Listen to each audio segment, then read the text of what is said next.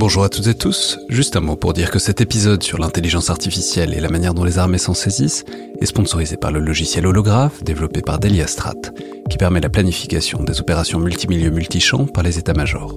En effet, on en parle dans l'épisode avec Bertrand Rondepierre, mais il y a désormais en France tout un écosystème d'entreprises qui développent et proposent des solutions d'IA pour les armées avec des savoir-faire spécifiques, et c'est le cas d'Holograph, qui incorpore depuis plusieurs années maintenant de l'IA générative à ses outils, et pas comme un gimmick, mais toujours avec la finalité concrète et l'utilisateur en tête, puisque je rappelle que c'est une entreprise fondée par 2 anciens officiers de l'armée de terre qui voulaient développer des outils dont ils auraient eu besoin quand ils étaient actifs. Cela dit, vous n'avez pas besoin de me croire sur parole, surtout sur un métier comme la planification auquel je ne connais absolument rien. Faites plutôt confiance aux experts et aux usagers que sont les militaires, puisque le logiciel est adopté par les armées depuis 2020 pour la planification des opérations, et qu'il y a de plus en plus d'états-majors qui utilisent Holograph chaque mois. Si tout ça vous intéresse, vous pouvez aller voir toutes les possibilités du logiciel et à quoi il ressemble sur www.destrat.io.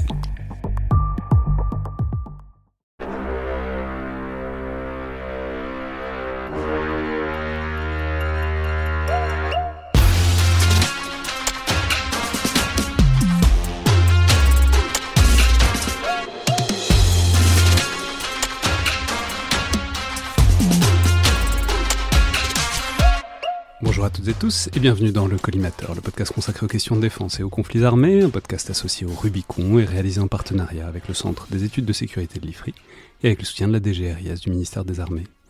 Je suis Alexandre Jublin et aujourd'hui, pour parler de l'intelligence artificielle dans le monde de la défense, j'ai le plaisir de recevoir Bertrand Rondepierre, directeur de l'AMIAD, l'agence ministérielle pour l'IA de défense, la structure dont la création a été annoncée il y a quelques mois, en mars, par le ministre, puis création effective en mai, je crois. Et qui allait avec la présentation d'une stratégie de l'IA de défense à cette occasion. Donc bonjour, merci d'être là et bienvenue dans le Collimateur. Bonjour, merci de m'accueillir. Alors c'est évidemment un thème tout à fait central en ce moment dans le monde de la défense, depuis quelques mois au moins, puisque c'est reconnu, ou c'est identifié du moins, comme la technologie de rupture absolue sur laquelle tout le monde se penche, voire se rue, au point que, je veux dire, ça tend un peu parfois vers le gimmick, et je fais parfois la blague à ce micro, que c'est désormais impossible de faire une émission sur n'importe quel sujet sans demander à un moment et comment on met de l'IA là-dedans. Et on est donc désormais loin de l'époque de Clippy, l'assistant de Microsoft Word qui apparaissait il y a 20 ans comme l'incarnation de tout ce que pouvait faire la technologie en termes d'intelligence artificielle. Voilà, c'est une petite référence pour le public d'un certain âge, le mien notamment. Et je vais juste ajouter que cette discussion d'aujourd'hui est une brique dans une série d'émissions qu'on fait vraiment sur ce sujet pour essayer de le décomposer et de comprendre, au-delà du concept un peu magique, à quoi ça correspond et comment ça fonctionne. Et je rappelle juste qu'on avait fait il y a quelques mois une émission avec Amélie Ferret et Laure de Roussy-Rochegonde, un peu sur l'état de l'art, ou du moins sur le corpus, sur le sujet où on se demandait, on essayait de repérer ce qu'on voyait concrètement, pour l'instant en matière d'IA, sur les champs de bataille contemporains, notamment en Ukraine et à Gaza. Je mettrai le lien dans la description de cet épisode. Mais l'objectif aujourd'hui, c'est de comprendre un peu la partie institutionnelle. Comment ça fonctionne, ce monde de l'IA, et comment s'en saisit l'institution militaire en France et ailleurs, mais j'ajoute que vous êtes un interlocuteur particulièrement passionnant pour expliquer tout ça, puisque vous n'avez pas toujours été directeur de l'AMIAD, ni même toujours été dans l'institution, puisque juste avant, vous travailliez chez Google DeepMind, dont on va reparler, mais donc chez un de ces géants américains qui travaillent là-dessus et qui ont fait éclore l'IA telle qu'elle se constitue aujourd'hui. Mais en fait, en regardant un peu votre biographie, c'est encore plus compliqué que ça, puisque vous avez été dans l'institution avant de passer par Google. Donc pour commencer, j'aurais peut-être aimé partir de là et de votre parcours et savoir comment vous en êtes venu à ce champ de recherche déjà, du machine learning puis de l'intelligence artificielle. En fait, moi j'étais en école à Polytechnique entre 2010 et 2014 et c'était la sortie des années fastes de la finance. Donc moi à la base je suis un mathématicien et donc ce que j'avais envie de faire c'était des sciences et plutôt des maths parce que j'étais bon et c'était ça qui m'intéressait. Et en fait quand on faisait le produit en croix de où est-ce qu'on fait des mathématiques, parce que je voulais pas non plus être chercheur, j'avais pas très envie d'être prof, parce que c'est des carrières que j'admire mais pour lesquelles je me sentais pas du tout capable, je me posais la question où est-ce que je peux faire des maths et exercer un métier qui a quand même un sens. Et en fait les maths aujourd'hui il y avait 2 choses, enfin à l'époque en tout cas il y avait 2 choses. Il y avait la finance que j'ai trouvé assez ennuyeuse à vrai dire et surtout trop teintée à argent. Et à l'époque, coup de bol, on parlait pas d'IA, on parlait de machine learning, c'était plutôt big data, le buzzword à l'époque. Et je me suis dit, finalement, c'est peut-être l'application la plus concrète. Et je sais pas si j'avais l'IA en tête, mais je voyais bien que la technologie, c'était, en gros, pour moi, la seule réponse à la question, maman, à quoi ça sert les maths dans la vie? En fait, ça sert à faire de l'IA.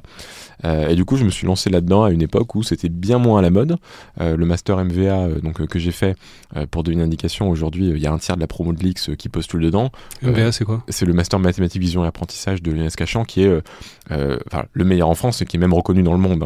Quel que soit les GAFA, c'est un des rares diplômes français qui connaissent dans le domaine.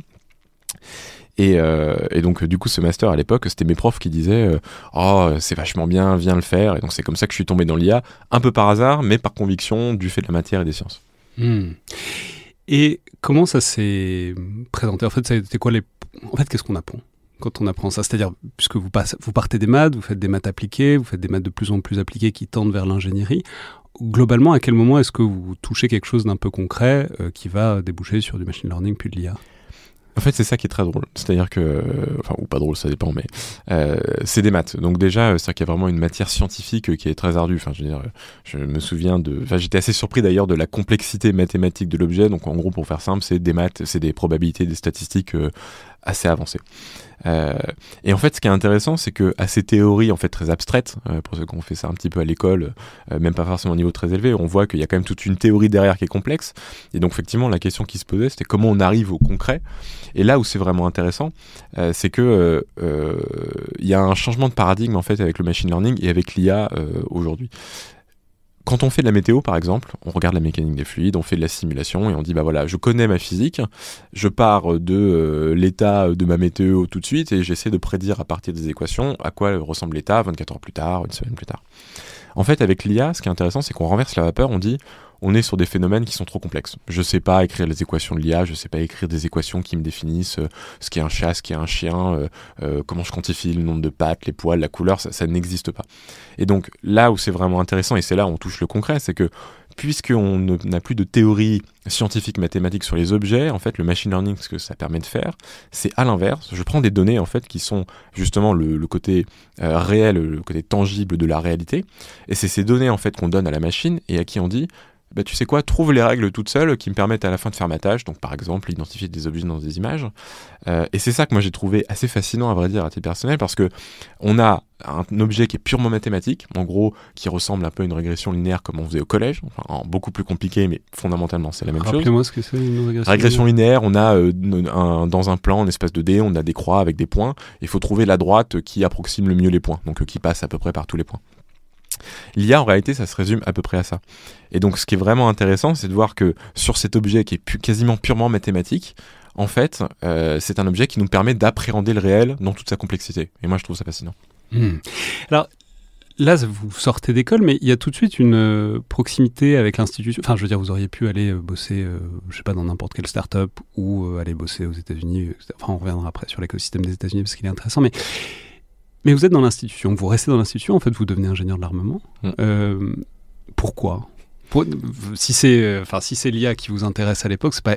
Parce que, en fait, on y reviendra, mais il y a tout un stigmate sur l'intersection entre IA et militaire et guerre, etc. Et donc, j'imagine que quand vous faites de l'IA et que vous dites que vous voulez bosser pour les armées, tout le monde va penser que vous voulez faire des robots tueurs. Donc, c'est pas... Ce que je veux dire, c'est que c'est pas forcément le pipeline le plus évident. Donc, comment est-ce que, ce rapprochement avec l'institution militaire s'est fait? Pourquoi ça vous intéressait? Et il faut qu'on reparle du virage politique parce que c'est aussi un effet qui s'est produit ces dernières années. En fait, à l'époque, dans la continuité de ce que je disais sur le parcours à la science, je me suis dit, une fois que j'ai fini mes études, je me suis dit, où est-ce que je peux appliquer ce que j'ai appris ? Et la réalité, c'est qu'à l'époque, dans les 2014-2015, l'écosystème français-européen était très peu mature. Et donc, en fait, les entreprises et organisations dans lesquelles on pouvait vraiment faire... Il y avait beaucoup de big data. On peut rappeler, c'est l'époque où on voyait des startups de big data, ils prennent des masses de données, ils vous les présentent bien, etc. Ils vous permettent de les exploiter. Mais il n'y avait pas encore c'était le précédent buzzword, quoi. C'est vrai, il n'y avait pas du tout d'IA à l'époque. Enfin, je me souviens pas avoir une seule fois entendu le mot IA ou peut-être dans quelques talks truc un peu particulier. Mais justement, en fait, cette matière, en fait, l'intérêt de la matière, l'intérêt de cette science, c'était se confronter à la donnée. Et donc, en fait, ma réflexion était simple, c'est où est-ce que je vais trouver de la donnée intéressante. Et j'ai une famille qui était dans le service public, mon père, ma mère, donc j'avais aussi cette sens de la mission et de l'État. Et je me suis dit, finalement, ministère de la Défense, par les usages, par les enjeux, c'est je pense que ça doit être le plus gros producteur de données alors de France définitivement, alors Europe, etc., ça dépend du volume, et notamment en matière d'exotisme, parce que l'imagerie hyperspectrale, de l'imagerie radar, il n'y a pas beaucoup d'autres endroits où on voit ce genre de choses. Et donc assez naturellement, je me suis dit, c'est un sujet qui va exploser, ça c'était ma conviction. Le ministère des Armées, producteur de données, il va forcément se confronter avec cette problématique, donc c'est probablement le meilleur endroit où commencer.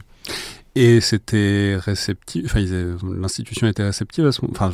Vous arrivez, vous dites, moi ce qui m'intéresse c'est l'IA, au ministère des Armées, il y avait beaucoup de gens qui écoutaient ce genre de trucs à l'époque? Alors, je vais raconter une anecdote que je crois pas avoir déjà racontée en public en tout cas. La réponse est non. Le ministère n'était pas très sensible. Et je me souviens justement quand je m'étais manifesté parce que quand on rentre encore de l'armement, sans rentrer dans les détails. Oui, on peut rappeler, vous aviez déjà l'habitude de l'uniforme parce que quand on est à Polytechnique, c'est une proximité institutionnelle avec la direction de l'armement. Donc, il y a aussi une logique institutionnelle à ça. Exactement. Et donc c'est vrai qu'il y a une façon très simple, c'est de se laisser porter, et en fait on trouve un poste assez naturellement dans l'institution.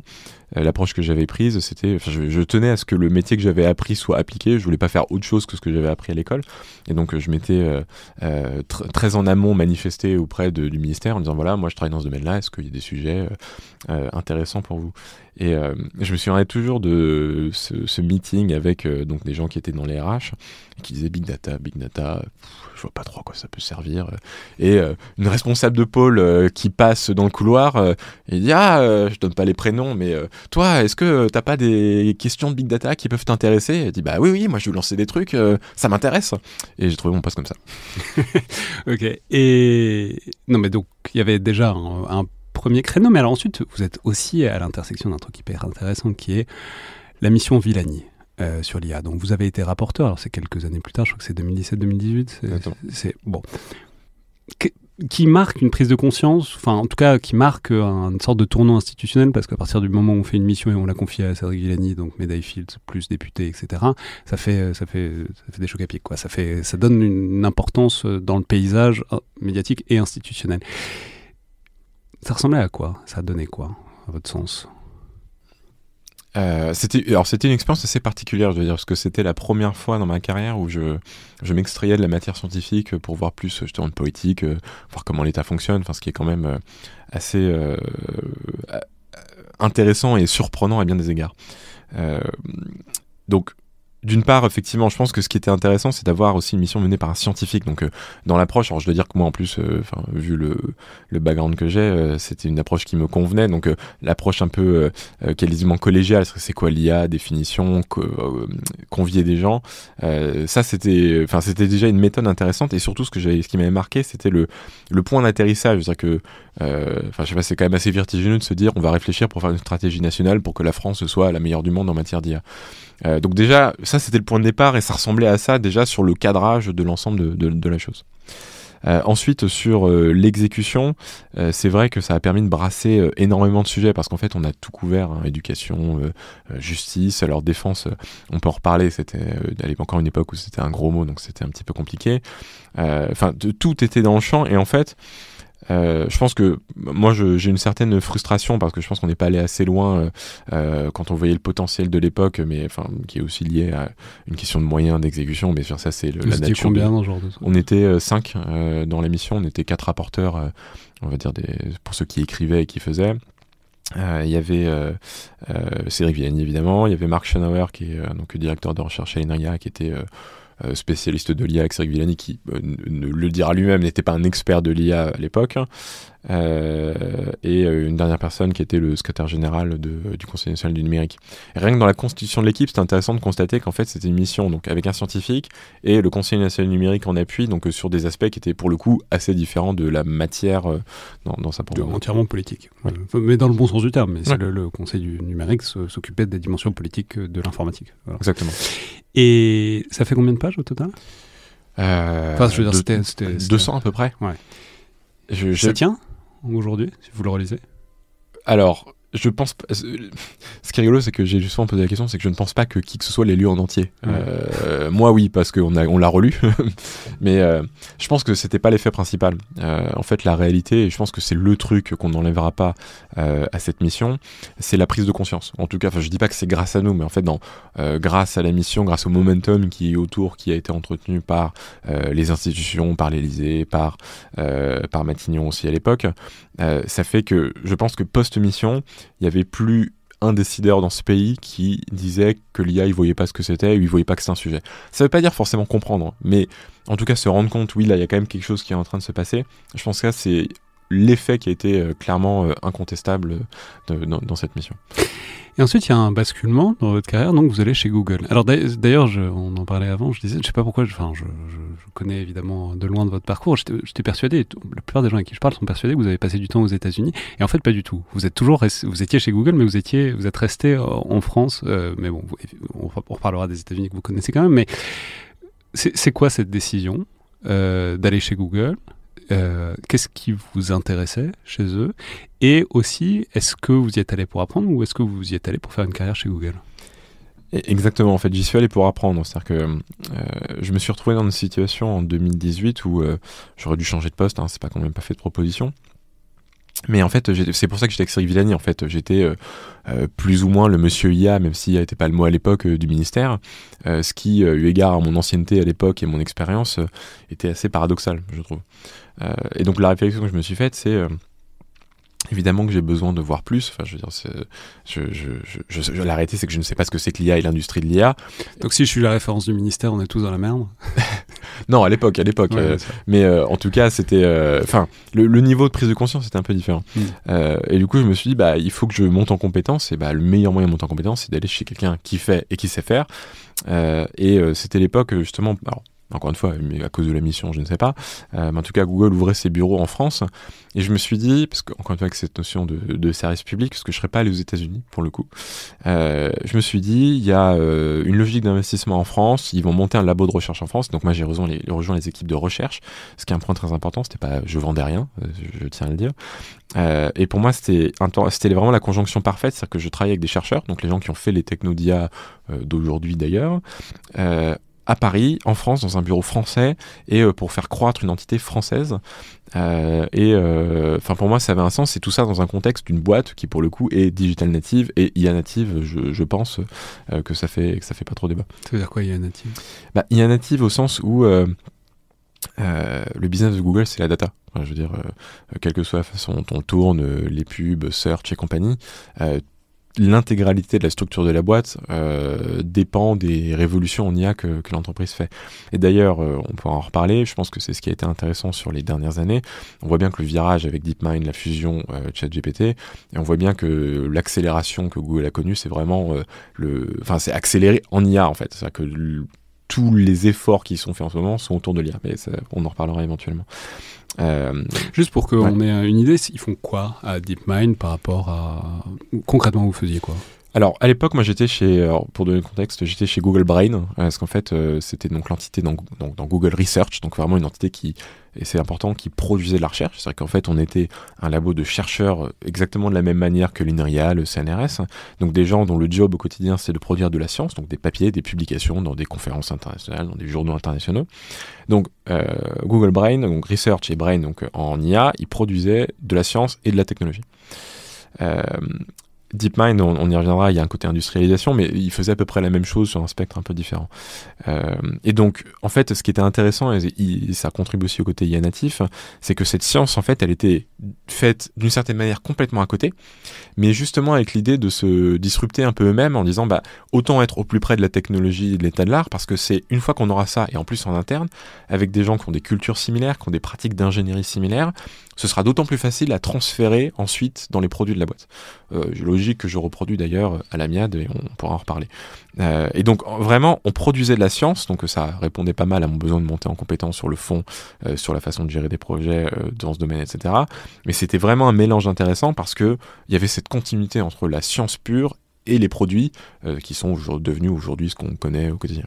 Alors d'ailleurs, c'est intéressant votre positionnement là-dessus et ce que vous faisiez, parce que il y a de la gestion de projet. Vous avez été directeur de projet C'est quoi votre statut à la fin? Alors c'était Program Manager en anglais, mais oui, je dirigeais des programmes de recherche. Ouais. Et du coup, à quel point est-ce que vous mettez les mains dans le cambouis, c'est-à-dire ou dans le code, mais en tout cas, parce que c'est toujours on en reparlera, mais c'est toujours une problème. Enfin, même les gens qui font de l'IA ne savent pas totalement ce que fait l'IA. Il y a une dimension de boîte noire qui est importante, qui est consubstantielle à l'IA, puisque il y a une machine que vous laissez faire des trucs et vous savez pas forcément exactement comment elle y arrive. Mais vous étiez où là-dedans? Et qu'est-ce que vous aviez besoin de savoir et de voir? En fait, ce qu'il faut bien comprendre sur le rôle que j'avais et que j'ai aujourd'hui, en fait, c'est faire atterrir des choses. C'est-à-dire qu'on se donne un point d'arrivée et on met en place les moyens pour y arriver. Dans deux contextes différents, mais en tout cas à Google, comme c'est une boîte qui a gardé son esprit startup, en fait, il y a un problème qui se met en miroir, c'est que c'est un petit peu le bazar, grosso modo. C'est-à-dire qu'il y a plein d'équipes qui font les mêmes choses, et donc c'est très difficile d'un point de vue technologique, parce qu'une fois, même quand on a des bonnes idées, ensuite les exécuter et les faire atterrir dans les produits, ça en fait c'est un énorme challenge, parce que on favorise le côté innovation, foisonnement des idées, mais du coup forcément ensuite pour une équipe produit, il dit à qui je parle, qu'est-ce que je fais, est-ce que c'est lui, est-ce que c'est machin, et donc le vrai sujet c'était comment. Donc moi je travaillais pas sur la partie, enfin je n'étais pas producteur de recherche, mais en fait j'avais besoin d'avoir une connaissance assez intime de ce que faisaient les différentes équipes, y compris sur la technique. Alors ce que j'aime bien dire, c'est que moi je serai jamais producteur de modèles, parce que c'est pas moi qui vais concevoir des technos d'IA. Par contre, l'enjeu que j'avais d'un point de vue technique, c'était de comprendre ce qui était fait en face pour savoir comment ça fonctionnait, et surtout in fine comment ça pouvait se transférer technologiquement dans un produit, comment on pouvait en faire une manip de com, comment on pouvait l'utiliser dans d'autres cas d'usage, parce que par exemple en génomique, je sais je me souviens qu'il y avait une question sur on parlait de moteur de recherche, alors à l'époque il n'y avait pas de LLM, en tout cas on y venait. LLM, c'est les large linguistic models, on en reparlera. Tout à fait. Il n'y avait pas de LLM, mais du coup on voulait quand même faire de la recherche dans des grandes bases de données, et on se disait par exemple tiens, est-ce que ça ce serait pas applicable à la génomique, parce que c'est une suite de lettres, donc finalement est-ce que c'est pas exactement pareil que du texte.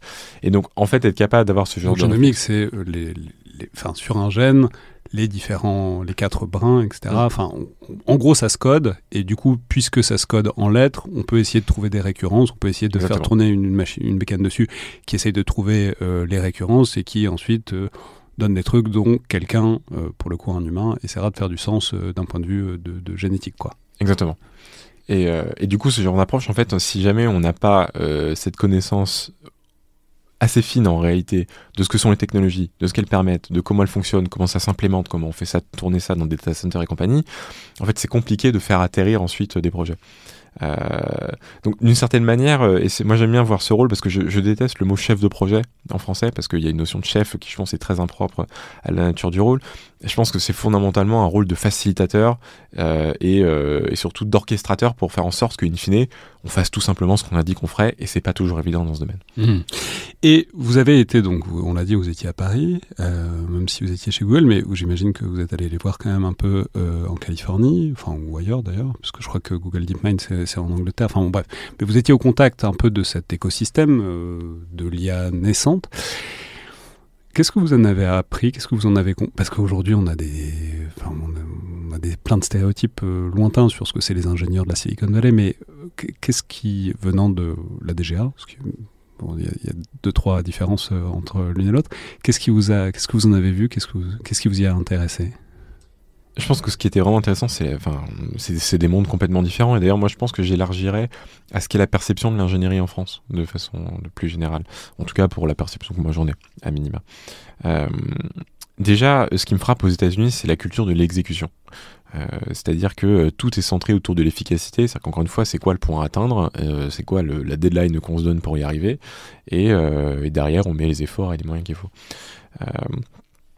Je ne sais pas si le domaine de l'IA est vraiment représentatif de toute l'ingénierie, mais en tout cas d'un point de vue ingénierie IA numérique, donc il y a cette culture de l'exécution, et il y a aussi cette culture de, je ne sais pas si on peut appeler ça, de l'idéation, du brainstorming. C'est-à-dire que en fait, les gens partent avec leurs idées. En fait, ils emportent beaucoup de convictions. C'est-à-dire que j'ai vu plein de en fait, le projet moyen à Google, et d'ailleurs dans les boîtes que je connaissais américaines, c'est 2 personnes, 3 personnes qui se disent tiens, on va faire tel truc, ça va être génial. Et c'est a posteriori qu'on se rend autour d'un compte. flipper ou d'une table de ping-pong, etc. Mais, non, mais parce que c'est aussi, il y a une manière de favoriser un écosystème comme ça. C'est pour ça qu'il y a des espaces de détente. C'est aussi pour la pollinisation croisée comme ça, quoi. Les cafés à Google, c'était un des endroits où on parlait au café, on discutait de ce que les uns et les autres faisaient. Et d'ailleurs, un des rôles que j'avais, c'était aussi de connaître tout le monde, de connaître tous les projets, justement pour dire, tiens, est-ce que tu as parlé à machin qui pourrait t'intéresser par ce que tu fais, etc. Donc il y a cette culture d'entremetteurs, entre les projets qui sont assez petits et qui décollent. Et d'ailleurs, je pense que le meilleur exemple, c'est quand même, justement, ChatGPT. À l'époque, Google avait un truc qui s'appelait Lambda. D'ailleurs, c'est le lead de ça, c'était Noam Chazir, qui a été réembauché, en tout cas, dont la boîte a été rachetée par Google pour 2,7 milliards. Et ce qui était intéressant, en fait, c'est qu'à l'époque, lui, il portait un projet qui était la même techno que ChatGPT d'ailleurs, bien avant l'heure, et ils étaient 2 ou 3 dans cette équipe, je crois. Et d'ailleurs, le gros défaut, c'est qu'ils n'ont pas vraiment cru dans Google à ce qui était en train d'être fait. Alors, mauvaise pioche en l'occurrence. Mais justement, en fait, on voit un projet qui était aussi technologiquement avancé et structurant. C'était 3 personnes qui bossaient sur un truc parce qu'ils avaient eu cette idée et qui pensaient que les chatbots, ça allait être le truc qui allait révolutionner la technologie alors c'était à l'époque, ils disaient dans les 10 ans. Bon, mauvaise pioche, c'était dans les 2, mais bon. Ouais, c'est hyper intéressant. Et alors ensuite, pourquoi vous êtes rentré ? Alors vous êtes rentré parce qu'il y a eu la MIAD et c'est un super poste, mais c'était toujours dans le plan pour vous ? C'était où vous auriez pu vous laisser séduire par tout ce qu'est Google, c'est-à-dire plein de choses ? Alors, très clairement, j'aurais pu faire ma carrière à Google. J'ai constaté que c'est un endroit qu'on quitte très peu. Et d'ailleurs, sur la vague de licenciements qu'il y a eu, ça a été un grand traumatisme parce que ça faisait des années qu'il n'y en avait pas eu. Mais en tout cas, me concernant, j'avais clairement une voie. Je suis parti en très bons termes, mais c'était clairement de ma volonté. Et, il m'aurait bien gardé. Juste, c'est le rapport avec l'institution. Est-ce que l'institution que vous a laissé partir l'institution française avec l'idée que tu reviendras un jour ou pas, ou est-ce que c'était un deal ou même un accord tacite ou une communauté d'intérêt ou pas ? C'est ce que j'ai vendu. Par conviction. Par contre, je reconnais qu'il a fallu un ministre et un cabinet pour venir me rechercher ensuite, mais ce qui est un autre sujet. Mais oui, moi j'étais vraiment parti avec mon narratif qui était j'ai besoin d'apprendre, et en fait j'ai besoin d'apprendre ensuite pour m'en resservir.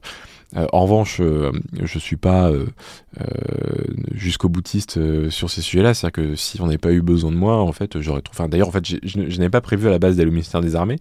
Je me suis fait attraper en cours de route un peu par surprise parce que j'avais d'autres plans. Mais effectivement, j'avais déjà prévu de quitter Google et de me retourner vers, alors, je sais pas si on peut dire plus de souveraineté, mais en tout cas des choses assez similaires.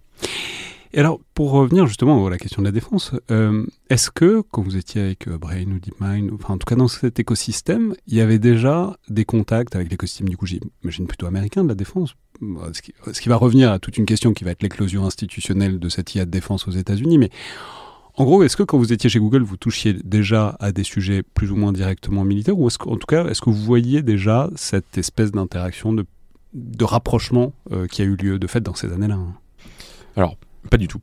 En réalité, et ce qui ne présume pas d'ailleurs de ce que le reste de Google fait, mais par contre il y avait une séparation assez claire entre déjà l'ingénierie et les produits et la vente, et encore plus entre la recherche, l'ingénierie et derrière le business.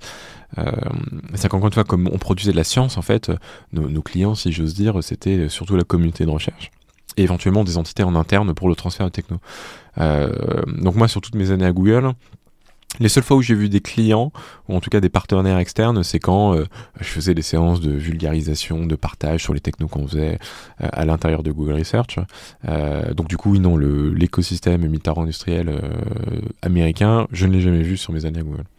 Et alors vous l'avez vu, depuis que vous êtes arrivé à la MIAD, j'imagine que vous le voyez bien, c'est-à-dire qu'est-ce que vous comprenez de la manière dont, justement, pendant que vous étiez à Google et où c'était pas votre priorité numéro 1, ce qui s'est passé dans ces années-là, en termes de... Enfin, je veux dire, on peut revenir dessus, mais les dizaines de startups dont d'ailleurs sont certaines devenues des colosses, type Anduril, etc. Voilà. Qu'est-ce que vous comprenez aujourd'hui de ce qui s'est passé dans ces années-là ? En fait, je pense que ce qui s'est passé dans le domaine militaire est exactement ce qui s'est passé dans le domaine civil. D'ailleurs, c'est ce qu'on est... En tout cas, mais c'est sur quoi moi je travaille pour le ministère en ce moment. En fait, il y a eu une bascule complète vers la numérisation en fait de tout en réalité. C'est-à-dire que moi, une position qui n'engage que moi, mais qui je sais est partagée par beaucoup. les objets physiques du domaine militaire, les bateaux aujourd'hui, en fait, ils étaient un peu au centre de la conception de tout notre écosystème de défense. C'est-à-dire qu'aujourd'hui, on fait d'abord des bateaux, des avions, des chars, tout ce qu'on veut. Je pense que ce qu'on a vu dans le civil et ce qu'on voit est en train de se passer dans le militaire et ce sur quoi les Américains sont partis très tôt, c'est sur la mise au centre de l'objet numérique par rapport à tout le reste. C'est-à-dire qu'aujourd'hui, je vais piquer la phrase de quelqu'un du ministère, il disait un drone, c'est un ordinateur qui vole.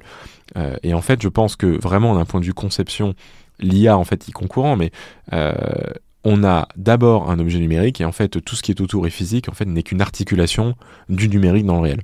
Et donc finalement un système d'armes c'est quoi ?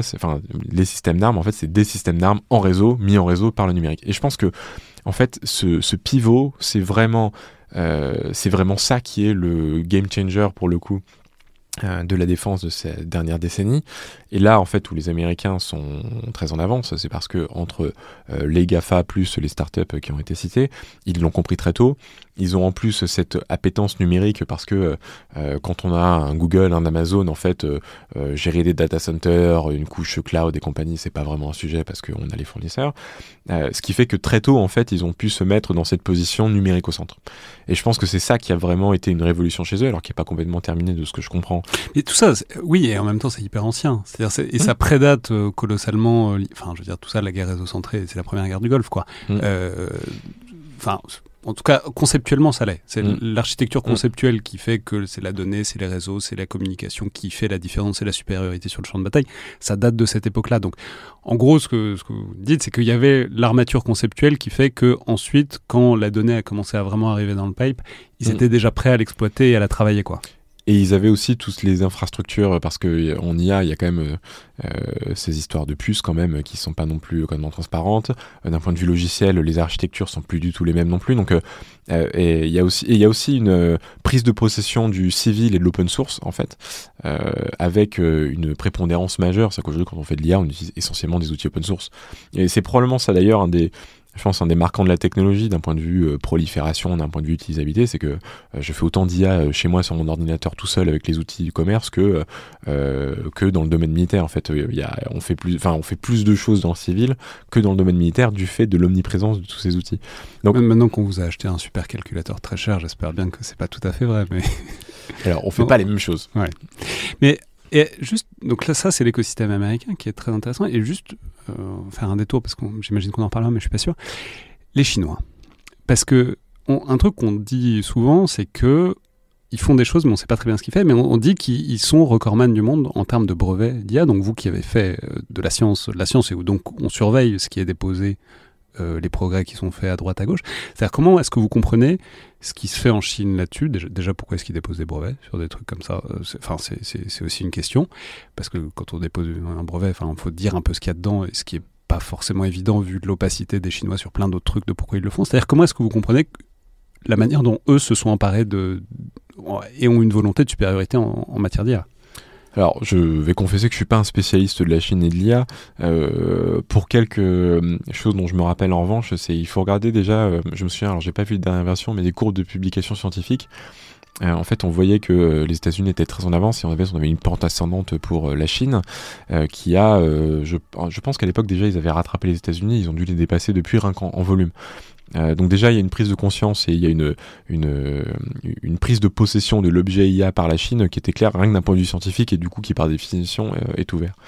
Ensuite je pense qu'il y a un deuxième truc qui est encore une fois source ouverte, objectif, c'est sur l'aspect hardware. On voit bien qu'avec les embargos en fait leur industrie de microprocesseurs est remontée, donc ils se sont mis en position de faire leurs propres puces à la fois les plus généralistes mais derrière l'IA aussi.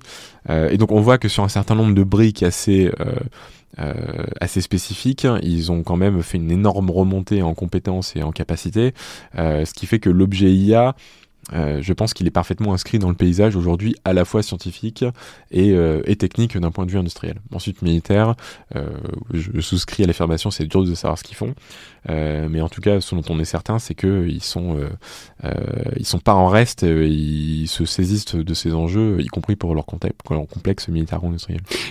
Mais c'est intéressant parce que les publications, effectivement ça se mesure en volume, en tout cas ce dont on parle toujours c'est en volume. Est-ce qu'on sait s'il y en a particulièrement enfin, voilà, il y a la quantité, puis il y a la qualité de publication et de découverte pour ce qui est publié. Mais, enfin, le propos, c'est que c'est publié, donc c'est public, du coup. Quel est, en quelque sorte, l'état scientifique de l'un et de l'autre, quoi? Là, pour le coup, c'est un domaine sur lequel je me prononcerai pas trop parce qu'il faudrait que je les lise plus attentivement. Mais en tout cas, je pense que si on se base sur les ruptures technologiques, c'est que vraiment sur, par exemple, le papier des Transformers, donc ce qui fait qu'aujourd'hui, parce que donc, Transformers, c'est la techno dans GPT, c'est le T de GPT. Cette techno, donc en l'occurrence, ça vient de Google, hein, c'est pas une question d'y avoir travaillé. Mais si on regarde l'historique des papiers un peu déterminants ces dernières années, sauf erreur de ma part, j'en ai pas un chinois qui me vient en tête. Ce qui veut pas dire que je les connais tous, loin de là. Mais en tout cas, au moins jusqu'à il y a quelques années, ils étaient pas vraiment en lead sur justement la... Alors c'est pas la qualité, mais en tout cas sur la rupture peut-être, on peut dire, d'un point de vue scientifique. C'est hyper intéressant cette intersection entre la compétition internationale de grande puissance et en même temps la collaboration de la science, quoi. Puisque le côté incrémental de la science fait qu'on publie et qu'on se lit les uns les autres et que chacun travaille sur les épaules des autres. Mais ce qui veut dire que les chercheurs américains et chinois collaborent ensemble sans collaborer directement, alors qu'ils sont dans des institutions, dans des structures qui sont en compétition structurelle, quoi. Exactement. Et ça, je pense que c'est un point à souligner en matière d'IA parce que c'est pas vrai dans tous les domaines. Et c'est une des ruptures d'ailleurs de ChatGPT, mais on peut y revenir. C'est-à-dire que jusqu'à ChatGPT, en fait, on était dans l'IA sur un modèle vraiment complètement ouvert. C'est-à-dire que Google, je peux le dire, hein, Google publiait l'intégralité des papiers scientifiques, l'intégralité des travaux scientifiques qu'on faisait en interne, pour ceux qui étaient intéressants, hein, bien sûr. Et il y avait cette idée, en fait, que accélérer l'IA à l'extérieur de l'entreprise, c'était l'accélérer pour l'intérieur de l'entreprise. Et donc, il y avait effectivement une notion de bien commun, de dire, en fait, la communauté IA sera plus efficace en travaillant ensemble. Et c'était vrai à travers toutes les entreprises de la Silicon Valley, les labos académiques et tous les pays d'ailleurs. Et justement, je pense que ça aussi, ça a été un point de rupture intéressant parce qu'à la sortie de ChatGPT, du coup, du modèle commercial qui a un peu tout bousculé, en fait, les entreprises se sont dit, mais en fait, ce modèle complètement ouvert n'est pas viable parce que, en fait, c'est comme ça qu'on permet à des concurrents d'émerger sur des technos qui viennent complètement vous bousculer. Et en fait, on retrouve dans la situation dans laquelle on est aujourd'hui où on a une polarisation avec des grands acteurs qui entraînent des modèles qui ne les publient pas forcément. Heureusement, on a encore des acteurs, notamment en Europe avec Mistral, qui les produisent et qui les publient en source, en tout cas en poids ouvert. Pour être précis. Mistral, je vais rappeler, c'est une ancienne une start-up anciennement française qui a été plus ou moins rachetée par des capitaux américains, mais en tout cas les fondateurs sont français et qui est un peu à la pointe, qui est à la pointe, oui. Ouais. Pour le coup, elle est à l'état de l'art et puis ils sont quand même, même s'ils ont ils sont quand même originellement français avec des Français, donc c'est vrai que c'est, en tout cas, pour le coup, on peut se féliciter d'avoir un acteur français qui est à la pointe et en compétition avec des acteurs comme Google pour le coup. Donc de ce point de vue-là, en fait, ça fait qu'aujourd'hui on a cette chance d'avoir ces acteurs à travers la planète et la crainte que moi j'ai, et surtout d'un point de vue pour le coup ministère des Armées, c'est que ça fait qu'aujourd'hui les technologies sont accessibles, elles sont accessibles à nous, elles sont accessibles à l'industrie. Si jamais ça se referme et que plus personne ne publie la science et ne publie les travaux qu'on fait aujourd'hui sur les modèles d'IA, là on a un sérieux problème d'un point de vue scientifique, et c'est aussi pour ça que c'est important que l'AMIAD en tant qu'agence fasse d'une part de la science et d'autre part soit en mesure d'un point de vue souveraineté de, si jamais tout se referme, de pouvoir subvenir à ses propres besoins. Et un autre élément que je pense très important, c'est que du coup sur ce côté consubstantiel de l'IA et de la science, il est vraiment très important parce que c'est aussi ce qui donne de la légitimité, ce qui attire des talents. C'est pour ça qu'on fait un pôle recherche à l'AMIAD. Alors, c'est pas que pour ça, mais j'ai la conviction et on a la conviction que d'une part, pour être sérieux, il faut faire de la science, il faut publier de la science dans ce domaine-là. En plus, il y a un certain nombre de problématiques, notamment la robotique, sur laquelle on a un grand besoin de monter en gamme dans ce pays, d'un point de vue intersection IA et robotique, et puis évidemment avec des applications derrière défense qui sont assez évidentes. Mais du coup, vraiment, cet aspect recherche, publication de science, c'est vraiment extrêmement important pour être un acteur sérieux et pour être dans la compétition d'un point de vue international et puis même industriel. Justement, puisqu'on parle d'intersection, de rupture, il y a ce... Comment dire ? Si on revient sur le côté spécifiquement défense, à quel moment est-ce que ça s'est accéléré selon vous ? C'est-à-dire cet intérêt, même, on peut dire aujourd'hui frénésie pour les questions d'IA, qui est, je pense, le cadre aussi qui a mené à la création de l'AMIAD, etc., etc. C'est-à-dire, est-ce que pour vous c'est la guerre en Ukraine ? Pourquoi pas ? Est-ce que pour vous c'est ChatGPT ? pourquoi pas, parce que ChatGPT a été un choc dans tous les secteurs de la société, mais en même temps, on y reviendra peut-être. ChatGPT, c'est pas toute l'IA et c'est vraiment une toute petite partie de ce qu'on peut faire avec l'IA en défense. Donc voilà, à votre avis, s'il y a un basculement, si tant est qu'il y en ait un, c'est quoi ? Je pense que c'est un peu tout. En fait, c'est probablement des donc accélérations. Vers 2021, 2022, ce moment-là, quoi. Alors, 2018, je dirais, parce que j'y tiens, parce que je me suis battu pour que ça y soit. Dès 2018, on avait mis la défense quand même dans les secteurs en fait, dans lesquels l'IA pouvait apporter des choses. Le ministère était déjà convaincu, parce qu'en fait, je pilotais déjà les projets d'IA pour le ministère, donc on n'avait même pas attendu la mission VNI pour s'y mettre. Donc déjà... 2018, il y a eu la continuité et la prise de conscience plus globalement du sujet IA, comme je le disais tout à l'heure. Et donc le ministère était déjà lancé dans cette dynamique IA. Alors peut-être moins game changer qu'on le perçoit aujourd'hui, mais en tout cas l'IA comme vraiment facteur d'efficacité opérationnelle. Ensuite, il y a eu effectivement en fait une succession de changements technologiques. On a vu les algos typiquement traitement d'images, on va dire tout ce qui est multimodal fonctionner de mieux en mieux. Et donc, c'est-à-dire ça quoi, génération d'images ou analyse ? Alors pas encore génération, mais analyse d'images, analyse de son, en gros traitement de données un peu structuré, qui fonctionnait de mieux en mieux, alors que c'était pas le cas en fait avant 2018. Enfin, c'est venu de plus en plus vite. Mais là où il y a vraiment eu une rupture absolue, mais comme le reste de l'écosystème, pas que militaire, j'entends. C'est effectivement ChatGPT, mais par contre je pense que ça mérite quand même d'expliquer pourquoi ChatGPT. Mais donc ChatGPT 2021 ou 2022, je sais plus, parce qu'en interne c'était un peu plus tôt que ça, mais du coup en interne de Google, je veux dire. Donc ChatGPT en fait là c'est vraiment... Je peux vous dire qu'en France c'est arrivé à l'hiver 2022, parce que j'étais prof dans le secondaire à cette époque-là, et je vous garantis qu'il y a un avant et un après l'arrivée de ChatGPT dans une salle de classe. Plus rien ne sera jamais pareil après. Oui, ça oui, pour connaître quelques trucs effectivement. Mais effectivement il y a cette rupture qui est claire, et qui en fait derrière a bousculé en fait l'intégralité de l'écosystème, j'allais dire civil, mais en fait tout le monde, parce que c'est la première fois, pour moi c'était la première fois qu'un objet aussi technique que un modèle de langage en fait rentrait dans le quotidien de tout un chacun. Et ça, en fait, c'est vraiment ce point de rupture qui a montré que là, on est vraiment sur un sujet très spécifique, et du coup, avec des applications en fait qui se sont diversifiées à une vitesse faramineuse. Évidemment, il y avait tout ce qui était génération de médias, etc. Mais en fait, on s'est rendu compte que l'IA avait des possibilités. On peut dire après, ça s'est déployé. Au début, il y avait DALL-E, etc. pour faire des images, etc. Et puis maintenant, ChatGPT dans les versions suivantes. Maintenant, ChatGPT fait à peu près tout. Mais voilà, au début, c'était que un super chatbot, mais ensuite, c'est un chatbot qui a ajouté des outils, quoi.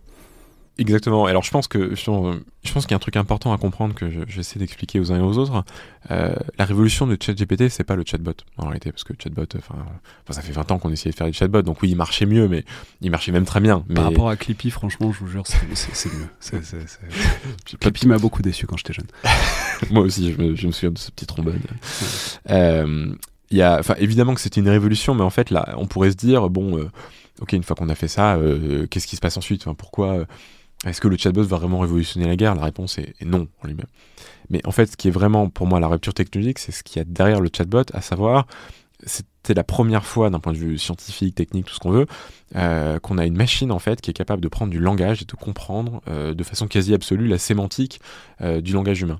Alors je m'explique, c'est-à-dire que le sujet de l'IA, c'est pas tant, c'est le traitement des données, mais c'est surtout donner du sens aux données. Et ce qui est intéressant, et je l'ai vécu à l'intérieur de Google, c'est qu'en fait, la génération d'images, par exemple, ça a fonctionné du jour où on a utilisé les modèles de langage en conjonction avec les images, et du coup avec le sens des images, parce que tout d'un coup, les machines étaient capables d'avoir la sémantique, donc du contenu de l'image, et l'image en regard, et du coup d'en déduire, en gros, qu'est-ce qu'il y a à l'intérieur, comment ça fonctionne. C'est-à-dire de voir une image, d'être capable de décomposer les différents éléments, de donner des noms, ou des concepts à ces différents éléments, et du coup de comprendre à peu près comment ils s'organisaient, quel était le sens derrière, et du coup de pouvoir en faire un discours. Alors, oui, avec le point de départ un tout petit peu plus différent, mais beaucoup plus simple en réalité, c'est vraiment l'image et sa description. grosso modo. Et donc du coup, en fait, une correspondance entre l'image, donc l'objet visuel, et le texte, donc la sémantique, donc l'explication de ce qui est dans l'image. Et en fait, avoir des modèles de langage, c'est des modèles qui sont capables de comprendre en fait le texte et du coup la signification des mots. Alors, j'ai donné un exemple concret. La traduction, par exemple, comment ça se traduit, comment ça s'explique en matière d'IA. En fait, si jamais vous considérez que le langage c'est quelque chose de absolu, c'est-à-dire qu'un chat, c'est quelle que soit la langue, alors on peut discuter, par exemple le cri n'est pas le même en fonction de la langue, l'intonation ne peut pas être la même, mais en tout cas l'objet est un peu absolu d'une certaine façon de l'animal. Donc quelle que soit la langue, il y a un concept qui est à peu près universel. Et donc en fait la traduction pour moi c'est quoi ? C'est je prends du texte en entrée, j'en produis de façon un peu schématique la sémantique, donc la signification dans l'absolu hors du langage humain, et ensuite je reprojette dans un autre langage cette sémantique. Et en fait cette opération, elle est applicable à tout. Si je fais de l'audio, en fait c'est quoi ? C'est juste du son dont je transcris la sémantique dans l'absolu, et ensuite je peux en sortir une transcription écrite, je peux en sortir la même chose, l'audio, mais peut-être dit dans une autre langue en gardant l'intonation de la voix. Et en fait, la vraie révolution technologique, c'est vraiment cette capacité qu'on a avec des machines de comprendre cette sémantique. Et du coup, en fait, si on pose le problème comme ça, c'est là qu'on voit le côté vertigineux et le fait que, même malgré la hype et tout ce qu'on veut, en fait, il y a vraiment un effet de fond et un effet fondamental qui est que on a une capacité aujourd'hui pour les machines à appréhender le monde avec la sémantique de l'humain. Et ça, par exemple, pour donner un autre exemple très concret, en matière de robotique, c'est ce qui est en train de débloquer toutes les mécaniques de perception. C'est-à-dire comment un robot navigue, comment il reconnaît les différents objets, les situations, comment il attrape des objets, ce qui est un problème très dur. C'est-à-dire que juste en regardant l'image, un gobelet là qui est souple, c'est pas du tout pareil qu'un objet qui est dur, donc ça s'attrape pas de la même manière. Et donc arriver à mettre derrière le gobelet la sémantique, il est en carton, donc il est mou, donc je peux l'attraper de telle manière, il fait tel poids, il va tomber. En fait, c'est ça qui est en train de révolutionner, je pense, toute la technologie civile. Enfin, c'est ça que l'IA est en train de permettre à l'ensemble de nos technologies en réalité, et donc même chose dans le domaine militaire.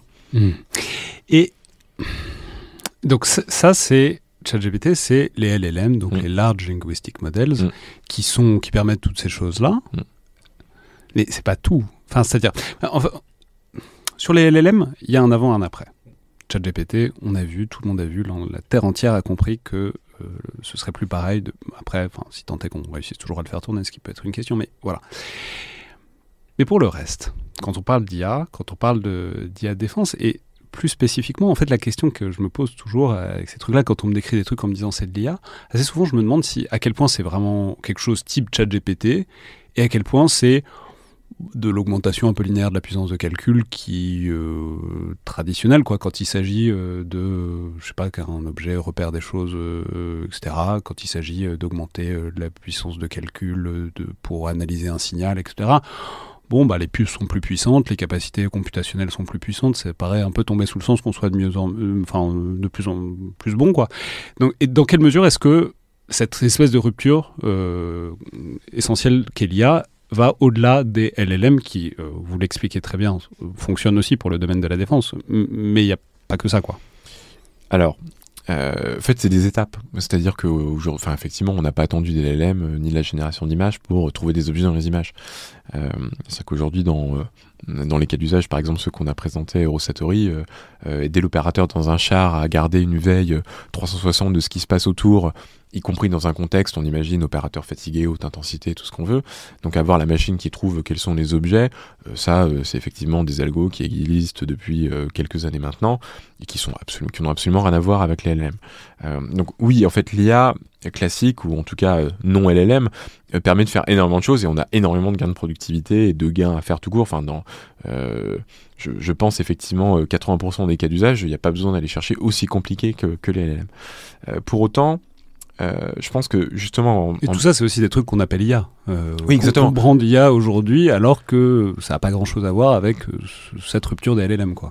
Après, il y a toujours ce paradoxe qui est que plus on va avancer technologiquement, moins on va considérer que des choses sont de l'IA. C'est qu'en fait, tracer des boîtes dans des images autour d'objets, il y a 10 ans, c'était un truc qui ne marchait quasiment pas. Et donc, quand ça commence à marcher, on disait c'est incroyable, c'est de l'IA, c'est le début de l'IA.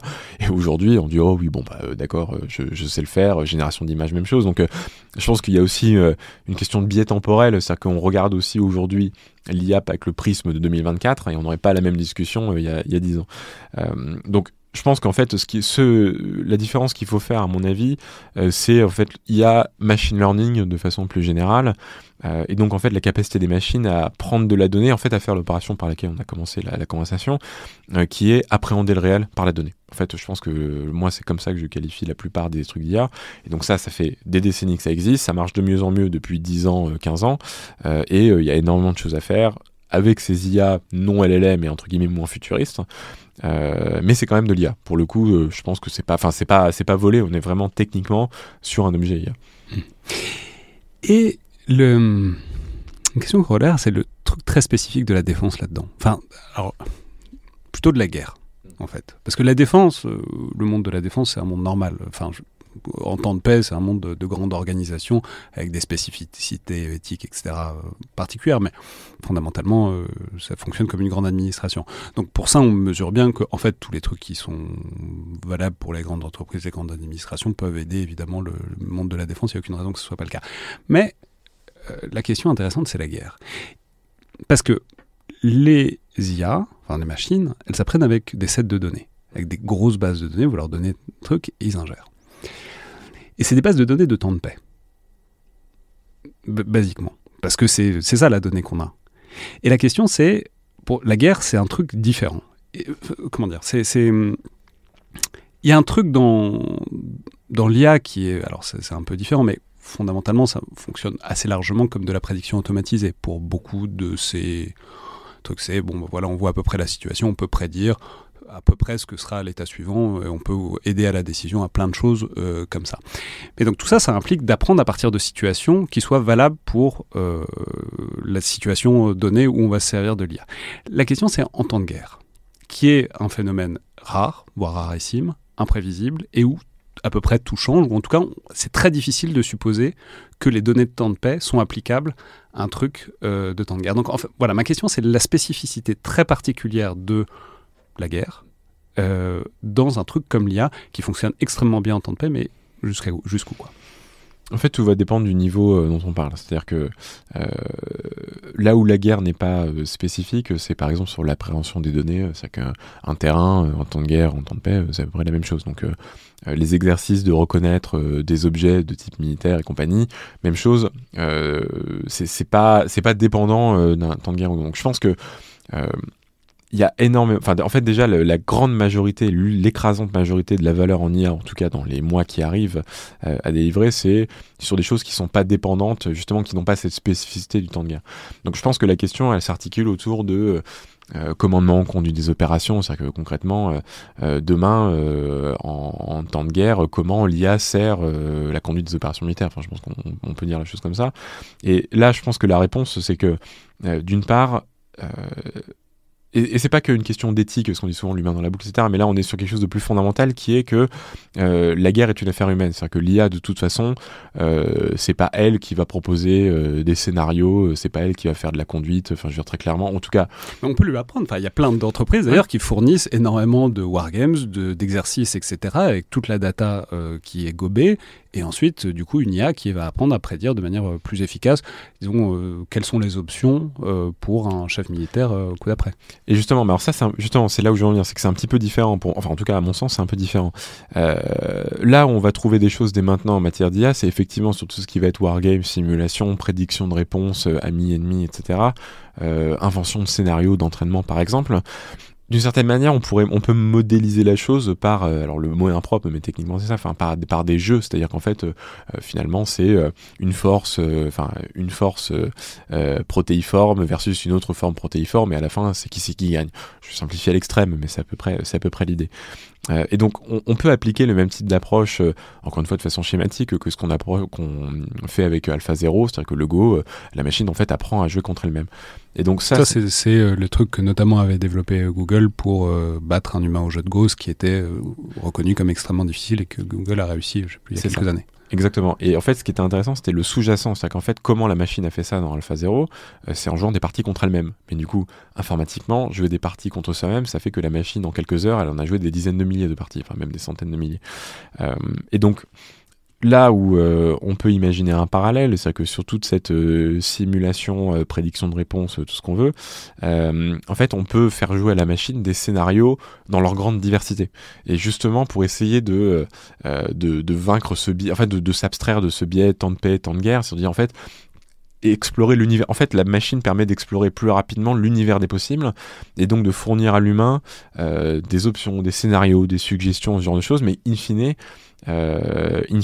qui ne sont que des aides à l'humain et du coup de l'aide au commandement et à la conduite, qui aujourd'hui, je ne vois pas dans quel univers ça pourrait se substituer d'une manière quelconque. Et d'ailleurs, ce qu'on voit en Ukraine, par exemple, et enfin Israël aussi, on voit bien que là où l'IA apporte de la valeur, c'est, en tout cas à ma connaissance, c'est pas sur cette partie commandement, conduite des opérations, mais c'est sur des choses beaucoup plus précises, ciblage, collecte d'informations, reconnaissance en environnement GNSS denied, donc brouillé, où on n'a pas de GPS, où on n'a rien. Donc j'ai du mal, pour être honnête, j'ai du mal à me représenter très concrètement le type de biais ou de manque de données qu'on aurait justement sur cette dichotomie entre temps de paix et temps de guerre. Bon, mais c'est pas forcément. Mais en fait, tout ce truc-là vient de. Enfin, il y a un petit historique de tout ça, qui est notamment au moment de la guerre des étoiles, donc la Strategic Defense Initiative dans les années Reagan, quoi. Il y a un scientifique qui s'appelait David Parnas qui a beaucoup travaillé là-dessus et qui a beaucoup publié là-dessus en disant en fait le problème c'est que on fait travailler, etc. Alors c'était avec les qualités computationnelles de l'époque, mais la réflexion est en tout cas je pense applicable. C'est on peut jouer tout ce qu'on veut, etc. Le jour où ça arrive vraiment, on pourra avoir exploré tout le truc des possibles. Tout ce qu'on essaie de développer en termes d'automatisation et de réponse, ça s'appliquera pas. On aura vraiment... Vous voyez l'idée ? C'est que, en fait, quand ça arrive vraiment, ça fait un truc consubstantiel très différent qui fait que la machine ne pourra pas répondre adéquatement à des problématiques de guerre qui sont des problématiques humaines. Ok, en fait, du coup, je comprends. Enfin, je comprends pourquoi je comprends pas, mais du coup, je m'explique. En fait, je pense qu'il faut faire une différence entre statistique probabilité et IA et machine learning, parce qu'en fait, je suis parfaitement d'accord. Si on utilise des modélisations statistiques, du coup, on a un effet de moyenne, et du coup, par définition, la moyenne représente, quand elle est calculée, elle représente l'historique des données. Enfin, c'est le cas en finance, hein, une crise financière. Oui, en fait, la modélisation, elle fonctionne jusqu'au moment où on est en crise, et là, il n'y a plus aucune hypothèse qui tient encore la route.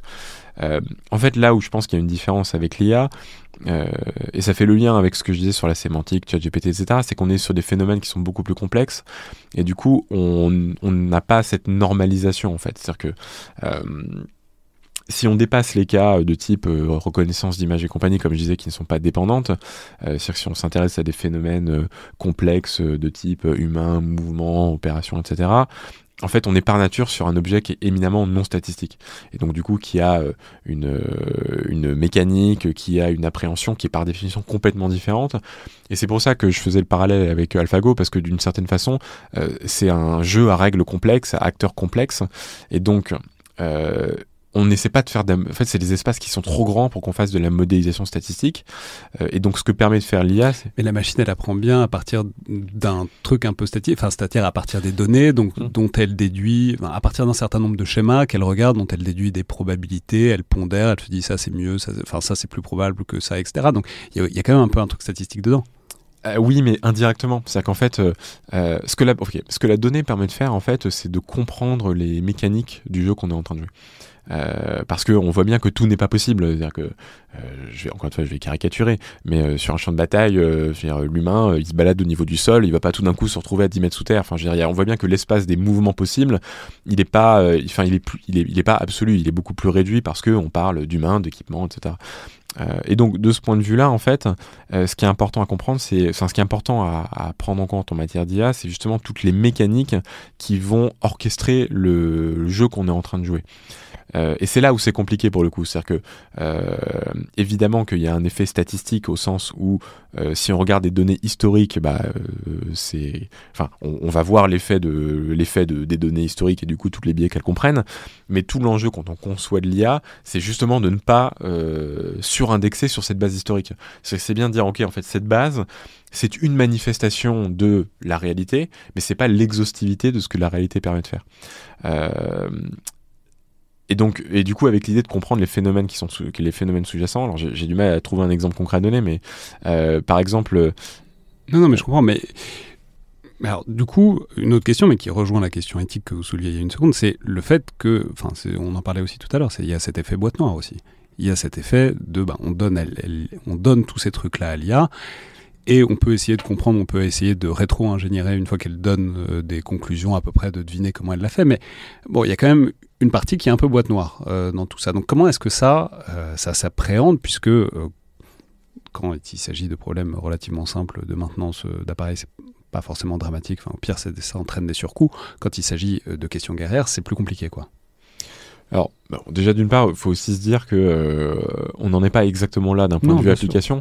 Pas qu'on s'y intéresse pas, bien au contraire, mais d'un point de vue maturité, je veux dire ce que je dis là, probablement que je dirais peut-être pas la même chose dans 6 mois ou 1 an, mais en tout cas, donc on va dire dans l'état actuel des choses. Donc ces boîtes noires, en fait, je pense qu'il y a aussi un effet qu'on néglige, c'est l'ingénierie qui est derrière, parce qu'en fait ces boîtes noires, on a l'impression que c'est un état de fait, qu'on peut pas y faire grand chose et que voilà, on a une boîte noire et puis il faut s'en contenter. Quand on conçoit un système, en fait, on conçoit un système pour des humains, surtout dans un contexte de guerre, et donc un système pour qu'ils puissent les utiliser. Il y a aucun humain qui prend une décision sur la base d'une boîte noire absolue. Enfin, je pense que ça paraît clair pour tout le monde. Et donc l'enjeu pour moi, c'est justement, alors on ne changera pas la nature des algorithmes, c'est-à-dire que le fait que ces algorithmes ne soient pas explicables au sens classique du terme, ça c'est une réalité qu'on ne changera pas, mais pour autant ça ne signifie pas qu'on n'est pas capable de mettre des outils en regard pour expliquer ou donner des éléments à la personne, à l'humain qui va employer l'outil, sur comment les résultats étaient obtenus. Et le deuxième élément, c'est que dans la conception aussi, on ne fait pas faire n'importe quoi ces algos. C'est-à-dire que, encore une fois, on va prendre un exemple qui devrait parler à tout le monde, qui est sur le domaine médical, par exemple. Vous avez une radio.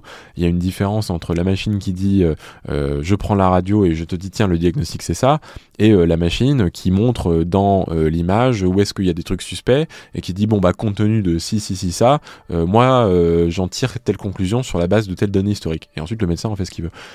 En fait, c'est les mêmes algos, concrètement. C'est-à-dire qu'on n'a pas changé la façon dont on a déployé le truc. Par contre, on a changé la façon dont on a conçu le système et l'interaction qu'il a avec l'être humain et du coup, ce qu'il lui produit pour ensuite qu'il puisse accomplir sa mission. En tout cas, deux systèmes qui... En fait, on pourrait imaginer deux systèmes complètement différents qui emploient exactement les mêmes algorithmes.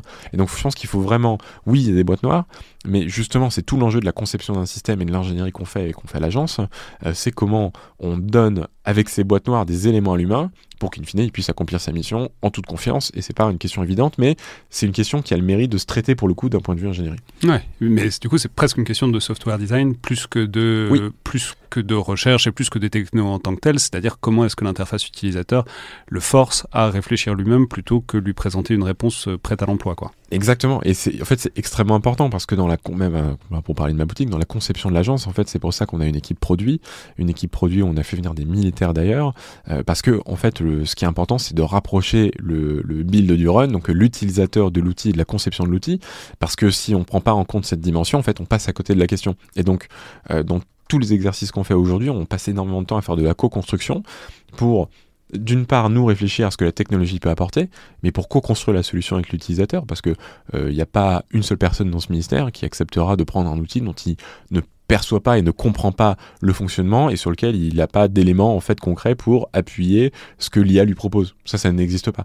Et donc dans la constitution de l'agence, c'est vraiment un élément clé qui est quasiment central dans la façon dont on l'a constitué. Et justement, puisqu'on est juste une seconde sur les questions d'éthique, est-ce que c'est un truc dont, j'imagine bien que vous vous en souciez, mais est-ce que c'est quelque chose qui est interne à la MIAD ou est-ce que c'est quelque chose, il y a un comité d'éthique de la défense, il y a des institutions qui sont là pour ça et vous n'avez pas non plus des moyens limités, des effectifs illimités, donc vous n'avez pas vocation à tout faire non plus. C'est-à-dire, est-ce que c'est un truc que vous prenez en charge vous-même, indirectement, directement, comment ça se passe, quoi ? Alors, donc oui, c'est un sujet qui nous intéresse évidemment. On a reçu le comité d'éthique de la défense le mois dernier. Le comité d'éthique de la défense, je veux dire, c'est un comité, mais avec des personnalités notamment extérieures, des chercheurs, etc. Enfin, c'est pas un truc interne. Enfin, c'est un truc c'est un truc à vocation interne, mais en tout cas avec des personnalités extérieures, de monde de la recherche et avec des approches complémentaires, quoi. Mais pas, enfin, je veux dire pas consultative, enfin, qui a vraiment une importance dans la doctrine, parce que justement, là où je voulais en venir, c'est que c'est pas la MIAD qui fait la doctrine éthique du ministère en matière d'IA. Et c'est pas une question de ressources, c'est très important, c'est parce qu'on peut pas être jugé parti, c'est-à-dire que d'une certaine manière, je peux pas me définir ma propre règle, même si on a des convictions, évidemment, enfin, en tout cas, ce serait assez malsain qu'on fasse tout en interne. En revanche, on est l'expert ministériel, on est le référent ministériel en matière d'IA, donc c'est pour ça qu'on recevait le comité éthique, c'était pour présenter ce qu'on faisait, et aussi pour les alimenter dans leur réflexion autour de l'intelligence artificielle de défense et du coup de l'éthique qui s'y associe. Donc d'une certaine manière, on est un peu le bras armé de l'éthique dans ce domaine-là.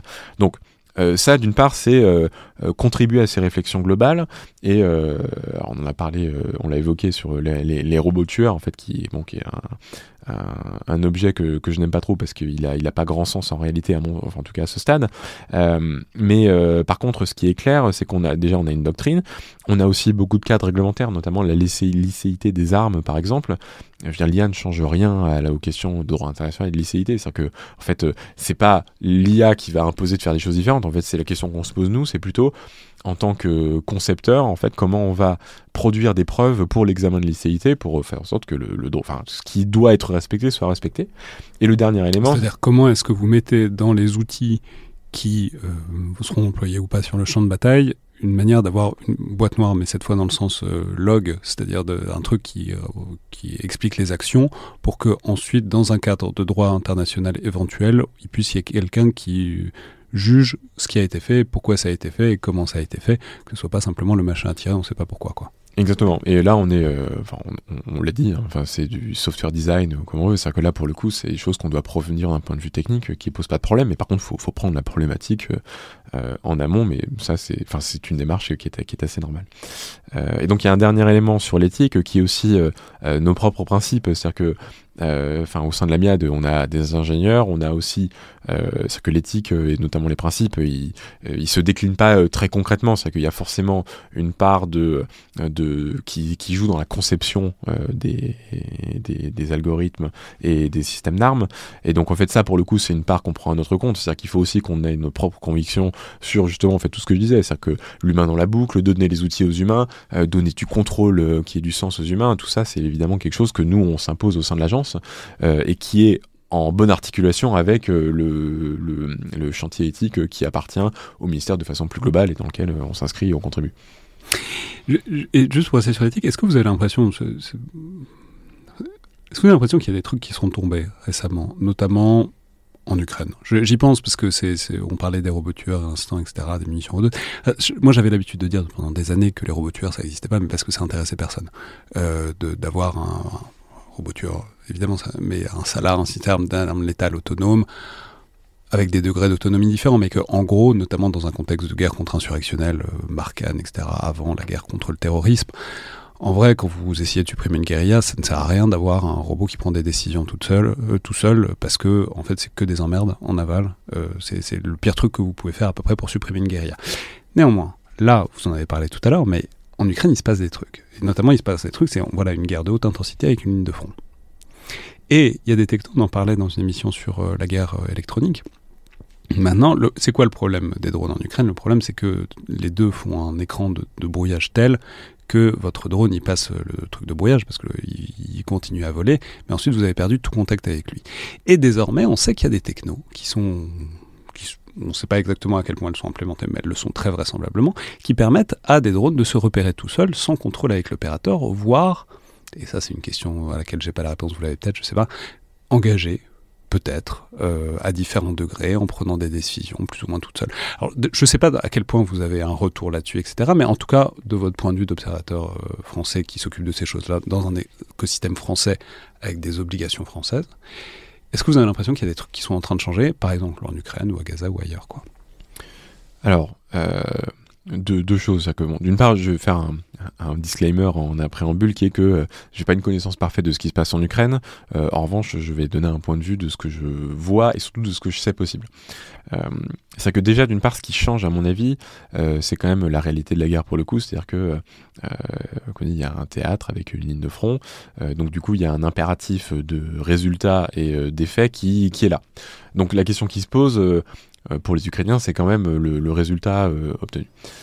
Ensuite, il y a une question... Pour le dire clairement, ils n'ont pas forcément les mêmes pudeurs pour taper un véhicule derrière la ligne de front, à un endroit où ils savent qu'il y a essentiellement des Russes parce que c'est la bande proche du front. Il y a probablement moins de doutes à savoir si on peut taper un véhicule qui ressemble à un véhicule militaire que dans d'autres théâtres et dans d'autres contextes.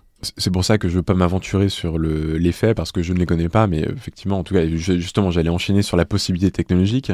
C'est-à-dire que pour le coup, en fait, le schéma qui était décrit, à savoir en environnement complètement brouillé, un drone, il va bien falloir qu'il vole tout seul. Donc oui, un drone qui navigue de façon optique, oui, ça existe et ça marche. Ensuite, des MTO, donc des munitions téléopérées, merci. Les munitions téléopérées, ça marche, ça existe. Et donc, est-ce qu'on peut faire les deux ensemble ? Faire les deux ensemble, oui, prendre un drone, le faire suivre d'une mission téléopérée et lui faire atteindre un objectif, d'un point de vue technique, je pense qu'effectivement, il faut pas se leurrer, c'est une réalité, ça existe. Je veux dire, si je devais le faire par l'agence demain, je pense que je vois à peu près comment ça devrait marcher.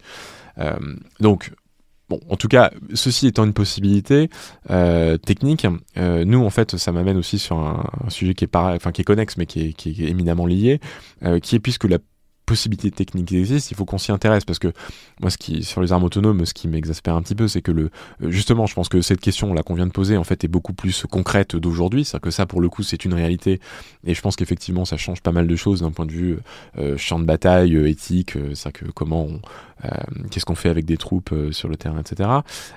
Mais surtout, la question qu'il faut se poser, c'est qu'est-ce qu'on fait en face de ces technologies, et ça c'est un rôle qu'on a à l'AMIA, c'est-à-dire que quelle que soit la doctrine, la France a une doctrine, une éthique qu'on respecte. Par contre, il ne faut pas partir du principe que la Terre entière a la même éthique et la même doctrine que nous. On peut rappeler simplement que ça, ce qu'on vient de décrire, c'est un big no-no pour la France. C'est certainement pas, il y a toujours un humain dans la boucle et la décision d'engager le feu, il y a toujours un humain. Alors oui, par contre, je pense que je vais faire une précision juste après, il faut me le rappeler si j'oublie.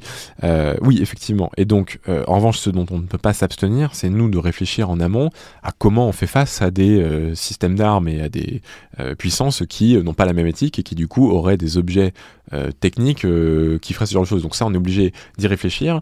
Et du coup, je donne toujours le parallèle avec les armes chimiques, c'est-à-dire qu'en fait, si on veut s'en protéger, en fait, à un moment donné, il faut travailler dessus pour bien se faire une idée de ce à quoi ça peut ressembler en pratique. Ensuite, je pense que il y a une question très intéressante sur laquelle qui est une vraie réflexion, qui est sur la nature de l'humain dans la boucle et du commandement. C'est-à-dire qu'en fait, et ça c'est aussi en fait quelque chose qui est éminemment lié au travail que l'AMIAT peut faire et que on fait en conception de système d'armes avec de l'IA.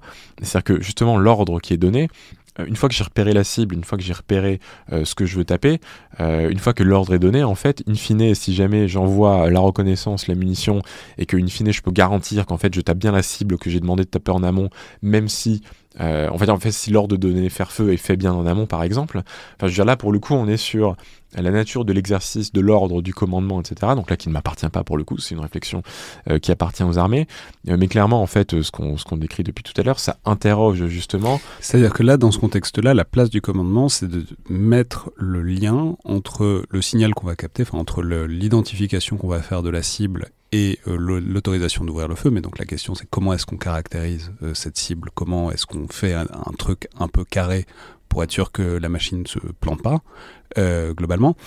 Mais ce qui veut dire que ça pourrait éventuellement être fait même en amont sans que... je veux dire, il n'y a pas besoin qu'il y ait le mec derrière son PC qui voit le truc et qui appuie sur un bouton. On peut imaginer un truc plus séquencé en amont, quoi. Si on essaie de se prendre un cas un peu concret, on peut se dire, toujours sur le même schéma, drone, munitions téléopérées, imaginons qu'on ait du renseignement frais qui permet de dire que telle localisation, normalement, j'ai un char de tel type qui est connu, on sait à quoi il ressemble, et on a la localisation GPS, en tout cas pas GPS parce que du coup on n'en a pas, mais la localisation géographique précise qui fait que, en gros, on pourrait imaginer donner un ordre en disant voilà, telle zone, en fait, qui est très délimitée dans l'espace, qui est en plus en pleine campagne, donc on sait qu'il n'y a pas d'habitation, il n'y a pas de... Voilà.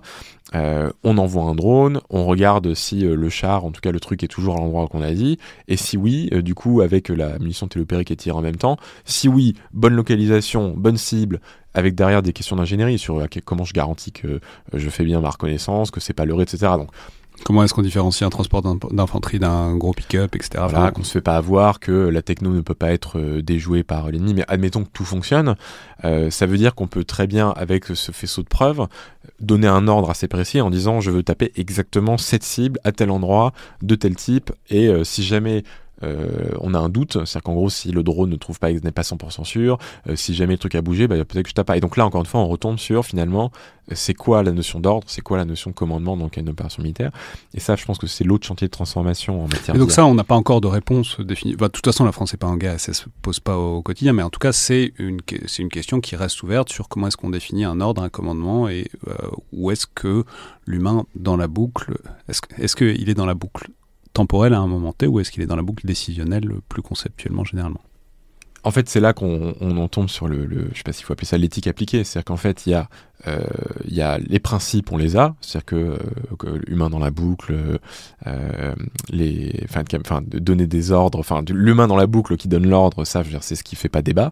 Ensuite, quand on conçoit un système d'armes, ensuite, il faut transcrire ça dans le détail, et du coup, il faut que l'humain s'approprie l'objet. Et donc ça, en fait, aujourd'hui, comme on n'a pas, comme ces technologies, en fait, elles sont encore assez amont, mais en même temps, elles peuvent atterrir demain. Mais comme on est sur le développement de ces technologies-là, en fait, on a en parallèle tout un chantier de réflexion et de transformation sur ces technos, comment les armées s'en saisissent. Et encore une fois, pour le coup, c'est une réflexion que la MIAD outille d'un point de vue technique, c'est-à-dire qu'on accompagne les forces dans cette réflexion, mais c'est un domaine où la MIAD ne peut pas se substituer à la réflexion des forces dans le domaine et du ministère plus globalement. Alors maintenant, j'aurais aimé peut-être recentrer un peu sur cet écosystème français et sur la place de la MIAD là-dedans. Alors, on a un peu parlé, mais voilà. Mais notamment sur une question qui est très intéressante, qui est la question de l'interaction publique-privée là-dessus. Puisque, on l'a dit un peu, mais tout ça, c'est des technos qui ont quand même globalement été développés par des acteurs privés. Des monstres para-étatisés maintenant à plein d'égards, comme Google, Microsoft, mais c'est quand même des acteurs privés. Mais que l'institution essaye de récupérer, dans une certaine mesure, les technos, dans la mesure où elles sont utiles. Donc voilà, la question c'est, quelle est la vision entre ce qui doit être produit en interne par rapport à ce qui doit être acheté, plus ou moins sur étagère, c'est-à-dire, voilà, qu'est-ce qu'on achète et qu'est-ce qu'on fait? Alors ça c'est une question qui est évidemment centrale, et c'est marrant parce que c'est probablement une des questions qu'on me pose le plus, notamment d'un point de vue industriel.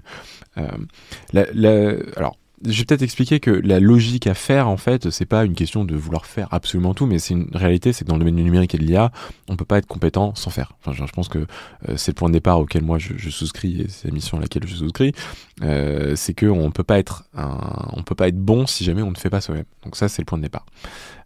Maintenant, ça veut pas dire qu'on doit tout faire, c'est-à-dire que de toute façon, même avec les 300 personnes qu'on aura en 2026, il sera impossible de tout faire. Vous êtes à combien là ? Là, on est à 100. À la fin de l'année, on a signé 100 contrats.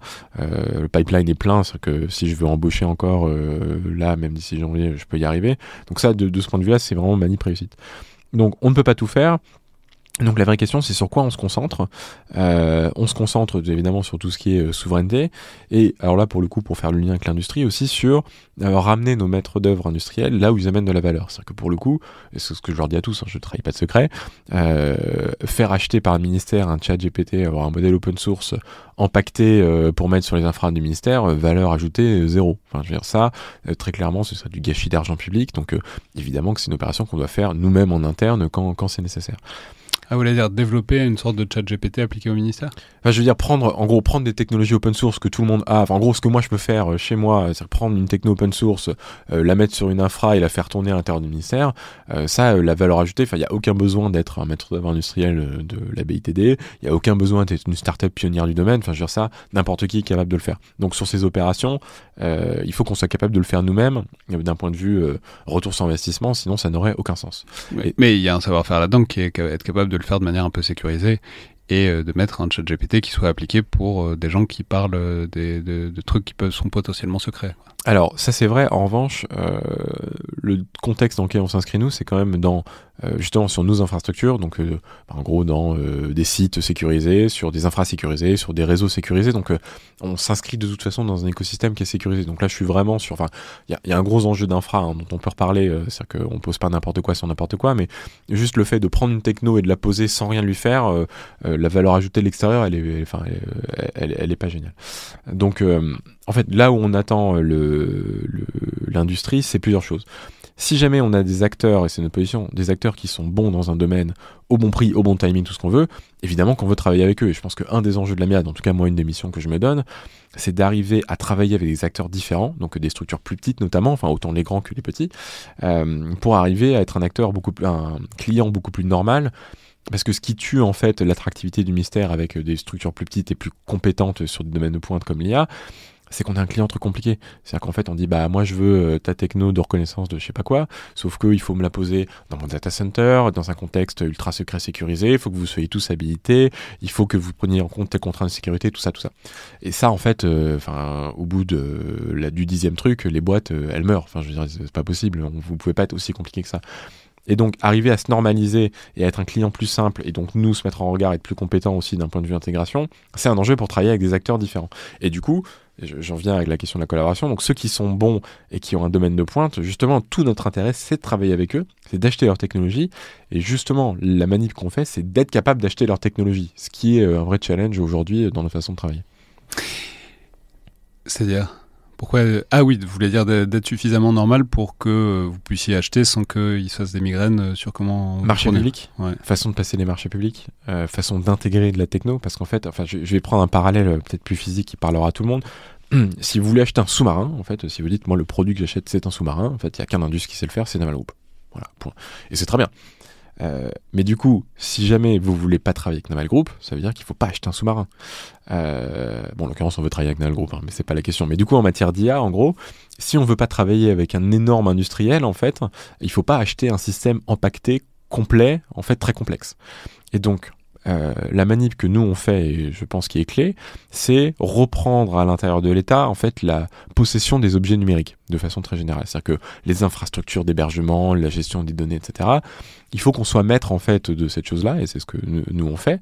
Parce que ensuite, en fait, en assumant ce rôle d'intégrateur, et donc d'une certaine manière en disant, au lieu d'acheter un sous-marin, je vais acheter le système de commandement, la coque, le machin, et c'est moi qui vais faire l'intégration et la mise en musique de tout ça. En fait, c'est là qu'on se met en position de travailler avec des acteurs différents. C'est-à-dire que vous n'envoyez pas vos gigaoctets, vos terras à l'industriel qui ensuite va faire son truc dans son coin. C'est le truc se passe chez vous et ensuite l'industriel vient faire un petit truc sur mesure pour traiter votre donnée, mais la donnée elle reste chez vous. Exactement. Mais c'est intéressant parce qu'il y a la BITD c'est quand même un objet complexe, il y a des monstres, des géants à capitaux publics. Alors il y a les Américains, j'en parle même pas, mais ça pose d'ailleurs une question, est-ce que vous pourriez travailler avec des Américains, jusqu'à quel point? Mais en France il y a des géants à capitaux publics, il y a Thales, il y a Safran qui vient de racheter Preligens qui était une pépite IA. Il y a aussi maintenant plein de startups qui lèvent des fonds, parfois énormément. Donc voilà, comment est-ce que vous avez des trucs préférentiels? Est-ce que c'est quoi votre vision? Parce que effectivement, si vous voulez un sous-marin, vous l'achetez à Naval Group. Si vous voulez, je sais pas, j'imagine un gros truc de traitement radar, vous l'achèterez probablement à Safran ou à Thales. Mais jusqu'à quel point est-ce que vous privilégiez ces grands groupes à capitaux d'État? À quel point est-ce que c'est un truc ouvert à cette pépinière de start-up qui est devenue, qu'on a en France, quoi? Justement, effectivement, je pense que c'est le point le plus important, c'est que d'une part, alors, faut être clair, j'ai pas de préférence, c'est qu'il y a quand même des mécaniques qui s'appellent les marchés publics, c'est que, contrairement à ce que certains peuvent raconter, je ne choisis pas de travailler avec tel prestataire ou avec tel prestataire. Justement, on a au contraire un enjeu sur des technologies émergentes, sur comment on va plus vite avec ceux qui ont l'idée avant tout le monde. Mais bon, ça c'est un autre sujet un peu connexe, mais c'est un autre sujet. Donc, je n'ai pas de préférence, mais en fait, la question qui se pose, c'est celle de la valeur ajoutée que chacun apporte. Parce qu'effectivement, Thales, sur ses radars, pour mettre de l'IA dans les radars Thales, j'ose espérer qu'il n'y a personne de mieux placé que Thales. J'espère en tout cas, mais voilà. En revanche, Il y a plein de choses, par exemple, sur tout ce qui est, on va dire, reconnaissance d'image, enfin, qui est applicable aux civils, mais qui est aussi applicable aux militaires. J'ai pas besoin d'une boîte spécialisée dans le militaire. Moi, au contraire, je préférerais m'appuyer sur une boîte dont c'est la spécialité et utiliser cette technologie dans un contexte militaire, quitte à ce que nous, on fasse le dernier mile d'intégration, si on peut le dire comme ça, mais de sorte à pas changer la technologie qui est fournie. Et donc, ce dont on a besoin en réalité, c'est justement de la diversité de ce qu'on va appeler l'écosystème IA, donc qui n'est pas spécifique défense, où on a des gros qui ont des objets quand même compliqués, c'est-à-dire qu'à un moment donné, on a quand même aussi des bateaux, des avions, tout ça, donc il faut bien que ça s'articule avec tout ça, mais il faut qu'on arrive à faire rentrer ces petits acteurs plus petits, parce que la force de notre écosystème IA en France et en Europe, c'est justement la multiplicité de ces expertises et de ces boîtes plus petites qui ont des technologies de rupture assez clés, et justement tout notre enjeu c'est d'arriver d'une part à les attirer à la défense, parce que la réalité c'est que jusqu'à il n'y a pas longtemps, elles n'étaient pas tant intéressées que ça à travailler pour nous, aussi parce qu'on est un client compliqué, etc. Mais c'est en train de changer. Mais du coup, si on les attire comme clients, il faut qu'on soit capable d'utiliser en fait leurs technologies pour ce qu'elles sont et de les payer surtout pour ce que ce sont ces technologies. Et ça, c'est pas une habitude, ou en tout cas, c'est pas quelque chose de facile parce que historiquement, effectivement, comme on est chez un sous-marin, on passe par des gros maîtres d'œuvre industriels, mais c'est pas un schéma qui fonctionne en matière d'IA. Et donc, moi, je crois vraiment à la multiplicité des entreprises, des acteurs, la diversité des acteurs, et surtout à la collaboration globale, mais avec l'État au centre, c'est-à-dire que il faut pas non plus déléguer en fait au privé le fait d'animer un écosystème. Enfin, il faut qu'on prenne nos responsabilités et que on est l'AMIA, donc l'agence ministérielle pour l'IA de défense, et donc il faut qu'on anime cet écosystème de défense et qu'on soit un bon client et qu'on travaille avec tous ces acteurs. Et je pense que c'est aussi simple que ça, mais c'est pas si évident que ça à réaliser en pratique. Non, mais avec un casse-tête derrière absolu qui est celui de la sécurisation du truc, quoi, puisque c'est des IA qui apprennent à partir de données, etc. Comment est-ce que vous convainquez quelqu'un de donner sa techno, enfin de la vendre en l'occurrence, et que la techno elle va rester là et qu'elle va apprendre avec vos données, qu'ensuite elle repart pas et que son IA ne peut pas, enfin tous les trucs qui ont été appris dans un contexte hyper spécialisé, il y touchera plus jamais, quoi. Justement, alors c'est tout l'intérêt, c'est que la sécurisation, c'est typiquement une des dimensions qu'on doit prendre nous. C'est-à-dire que si on n'est pas bon en sécurisation des IA, on va avoir un problème. Bon, ça tombe bien, c'est notre mission, une de nos missions et de nos rôles. Mais justement, en fait, le problème, c'est que une boîte qui développe une techno, en fait, si on lui dit, en fait, il va falloir que tu refasses tout et en plus que tu sécurises et tout ça. Enfin, la boîte, c'est pas mon business en fait. Moi, mes clients ils me demandent pas ça. Et si vous me demandez ça, en plus, ils vont dire oui, je peux vous le faire, mais ça va coûter je ne sais combien de millions parce que c'est pas mon métier. Vous êtes mon seul client qui me demande ça. Donc ça, c'est typiquement le genre de choses qu'on a besoin d'internaliser et sur lesquelles on monte en expertise. C'est-à-dire les mecs vous filent la techno et vous prenez la boîte à outils, vous démontez et vous comprenez comment ça fonctionne suffisamment pour l'appliquer. Effectivement, et c'est là où je voulais en venir. En fait, je pense qu'il y a un exercice qu'on est en train de concevoir autour de ce qu'on appelle la métrologie. C'est qu'en fait, aujourd'hui, quand on achète un appareil électroménager, qu'il y a les lettres, les décibels et compagnie, il y a un organisme qui s'appelle le LNE, c'est le laboratoire de métrologie et d'évaluation, dont le job, en fait, c'est de faire des mesures. C'est-à-dire qu'on leur donne un produit et on dit voilà les caractéristiques objectives de l'objet d'après nos mesures, c'est ça, ça et ça. Et donc, le parallèle, c'est un parallèle qui vaut ce qui vaut, mais d'une certaine manière, en fait, les IA, les algos d'IA et les technos, c'est des objets qu'on livre, et donc ce qu'il faut qu'on fasse nous à l'Amiade, c'est ce qu'on est en train de faire, c'est qu'on construise, on l'a dû commencer à vrai dire, des méthodes d'évaluation, c'est-à-dire que sans démonter forcément l'objet, sauf quand c'est nécessaire, être capable de benchmarker est-ce que la performance est bonne, est-ce que l'IA est bien sécurisée, est-ce que y a des biais qui sont dus à des effets de données, bref, qu'importe. Mais donc c'est bien là-dessus en fait qu'on est attendu et sur lesquels il faut que nous on porte la complexité et pas qu'on la déporte sur les acteurs dont c'est pas le métier et c'est pas forcément l'intérêt non plus. Alors justement, pour ça se pose la question du dimensionnement de l'Amiade. Donc 100 personnes à l'heure actuelle, objectif 300, j'imagine que ça évoluera un jour aussi, mais c'est pas beaucoup, quoi. Je pense qu'il y a des sous-départements dans des boîtes d'IA qui font plus de 300 personnes. Comment vous voyez ça ? C'est-à-dire, j'imagine bien que si on vous demande si vous voulez plus de monde, vous direz oui, mais c'est pas forcément l'objet. Mais voilà, comment vous voyez qu'il vous faut à ce volume-là pour faire tous les trucs, mais j'étais en train de me faire la liste mentale de tous les trucs que vous êtes censé faire depuis tout à l'heure, il y en a un paquet, quoi. Mais qui sont hyper différents en plus. Et appliquer à un écosystème aussi compliqué que celui de la défense. Bon, déjà, il y a un enjeu à être pragmatique, c'est-à-dire que ce que je raconte depuis tout à l'heure, c'est aussi une trajectoire, c'est-à-dire que, oui, très concrètement, je ne peux pas faire tout seul tout ce que je suis en train d'écrire depuis tout à l'heure. Donc, il y a quoi ? Il y a des synergies déjà à trouver, c'est-à-dire que travailler avec d'autres acteurs sur différents pans, ça c'est évidemment quelque chose qu'on fera. J'imagine que vous bossez avec la DGA quand il s'agit, donc la Direction Générale de l'Armement, quand il s'agit d'acquisition de systèmes, etc. Enfin, où eux, ils ont du monde et ils ont de la cavalerie, quoi, s'il y a besoin. Exactement. Donc, je veux dire, il y a d'autres acteurs, on est capable de faire des choses ensemble. Donc là-dessus, j'ai pas trop d'état d'âme. Et puis surtout, on va apprendre en marchant. C'est que je pense aussi, ce qui peut nous tuer, c'est de figer une doctrine maintenant. Faut qu'on fasse, parce que la même chose, c'est que ce que je raconte sur travail avec des petites boîtes, on est en train de construire des projets dont je peux pas parler maintenant. Mais du coup, il y a quand même un enjeu pratique, mettre à l'épreuve le discours que je tiens, de la pratique, du marché, de l'exécution, etc. Et nous, on a un besoin de monter en compétences, parce qu'encore une fois, l'agence est nouvelle, donc c'est pas comme si on avait 10 ans d'expérience dans le domaine, donc il y a aussi ça qui est une réalité, de façon très pragmatique, sur lequel il faut qu'on monte.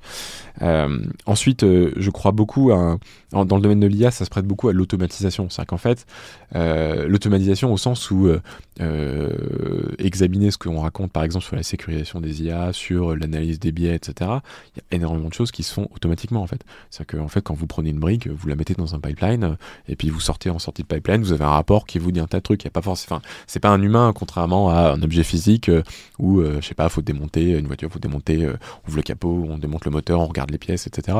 Il y a beaucoup de choses qu'on peut faire, et justement, il y a un enjeu à définir ces trucs-là, à l'automatiser, et j'ai envie de dire, en fait, la même logique s'implique en interne, parce que d'une certaine façon, la MIAD, c'est une boîte, c'est-à-dire que je vends mes services à l'intérieur du ministère, et donc toute l'opération que je décris pour des prestataires extérieurs, en fait, je me l'applique à moi-même. Et donc moi, évidemment que si je veux être efficace, je peux pas armer des équipes de 50 personnes sur chaque projet. Par contre, contrairement à Google, aujourd'hui on n'est pas assez mature, mais ça va venir, pour armer des équipes de 3 personnes pour un projet, parce que derrière, en fait, c'est ça qui était intéressant à Google. Pour qu'il y ait 3 personnes, il faut qu'elles soient très bonnes, ou en tout cas qu'il y ait la possibilité qu'elles se plantent sans trop, enfin que ça donne rien, parce qu'il y en a d'autres, il y a d'autres modules qui vont donner, quoi. Et qu'elles soient bien outillées. Parce qu'en fait, d'une certaine manière, ok, le parallèle encore une fois vaut ce qu'il vaut, mais on est sur une notion d'usine en réalité, et une notion d'usine et niveau de modernité, c'est-à-dire que il y a l'usine chaîne en fait où chacun fait toutes les opérations à la main, et il y a l'usine où en fait il y a des machines qui font 90% du travail, et puis il y a des humains qui vérifient en sortie de chaîne que la qualité est correcte et qui font éventuellement les 2-3 opérations trop compliquées pour que des machines puissent les faire. Et en fait, l'IA, c'est à peu près la même chose. Nous, notre enjeu là, c'est de monter notre usine pour arriver à mettre en pod plus efficacement, plus vite, et du coup avec moins de personnes. Parce qu'en fait, si j'arrive à décupler l'efficacité pour qu'une équipe de 2 personnes, en fait, qui ont les bonnes idées, soit aussi efficace qu'une équipe de 20, mais où 18 font les trucs qui pourraient être automatisés, en fait, c'est là qu'on a perdu. Et donc, cette manip, elle est aussi importante pour nous, en interne, mais aussi pour l'externe, parce que c'est ça, encore une fois, qui fait qu'on est un client plus simple, et c'est ça qui fait qu'on est capable de faire comme, en fait, tous les acteurs du civil. Et ce que je raconte là n'a rien de spécifique à la défense, hein, c'est ce que toute boîte de la tech fait naturellement, et c'est l'opération difficile que toutes les grosses organisations ont du mal à faire en matière de transformation digitale et ensuite de mouvement vers l'IA. Alors justement, du coup, comment vous y prenez pour recruter ? Parce que c'est la question à 1 milliard en ce moment de tout le monde, c'est comment on fait pour récupérer, enfin exactement comme des ingénieurs big data il y a 10 ans, hein, c'est comment on les récupère, etc. C'est une compétence en or, ils peuvent aller faire ce qu'ils veulent, des ponts d'or, etc. Et c'est une énorme question de toutes les boîtes françaises, de comment on rapatrie les ingénieurs qui sont allés chez Google, etc. Donc c'est quoi votre vision là-dessus ? Est-ce que c'est des gens comme vous, c'est-à-dire qui ont passé du temps là-bas, chez les gros, qui ont appris qu'il faut rapatrier, mais alors là, il y a une question de c'est quoi les moyens, comment on convainc quelqu'un de diviser son salaire, ou etc., pour le rapatrier, ou est-ce que votre vision, c'est plutôt, en fait, des gens comme vous, mais alors, encore avant, c'est-à-dire qui sortent du pipe ingénieur, polytechnicien, déjà, enfin, en tout cas, scientifique français, qui va apprendre en marchant, voilà. En gros, c'est quoi votre vision pour les gens qu'il vous faut dans cette agence-là ? Alors, déjà, c'est des techniciens, c'est-à-dire que c'est une boîte de techniciens qu'on monte, donc je m'astreins à avoir au moins 75% de technique. On est quand même une administration, donc j'ai quand même besoin de fonctions dans mon secrétariat général avec les finances, les RH, etc., parce qu'il faut bien qu'on fonctionne. Mais on essaie d'avoir une composante essentiellement technique. Donc ça, déjà, c'est un point important, parce que du coup, en matière de recrutement, ça veut dire qu'on recrute des ingénieurs, des chercheurs, des profils assez classiques et assez demandés. Donc, c'est-à-dire pas des managers, des chefs de projet, exactement. etc. C'est ça. C'est pour ça que je disais que j'aime pas le mot chef de projet, parce qu'en fait, les chefs de projet ne sont pas chefs de grand-chose.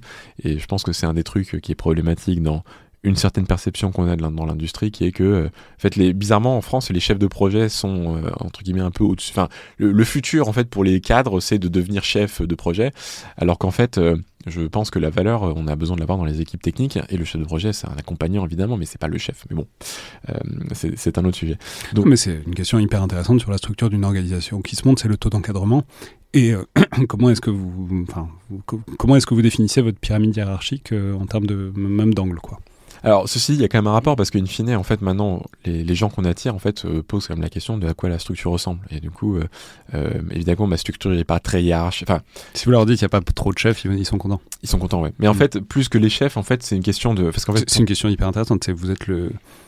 Vous avez des N moins combien? C'est-à-dire, il y a combien de degrés, enfin, vous n'êtes pas obligé de répondre, mais je dis ça comme une question générale, il y a combien de degrés entre vous et la personne qui entre parce que c'est aussi ça l'esprit start-up, tech, etc. C'est l'idée qu'on peut aller, on se fréquenter les uns les autres et qu'il y a des moyens de court-circuiter une chaîne hiérarchique trop rigide, quoi. Exactement. Alors je pense que donc, le maximum c'est 3, entre moi et le plus bas.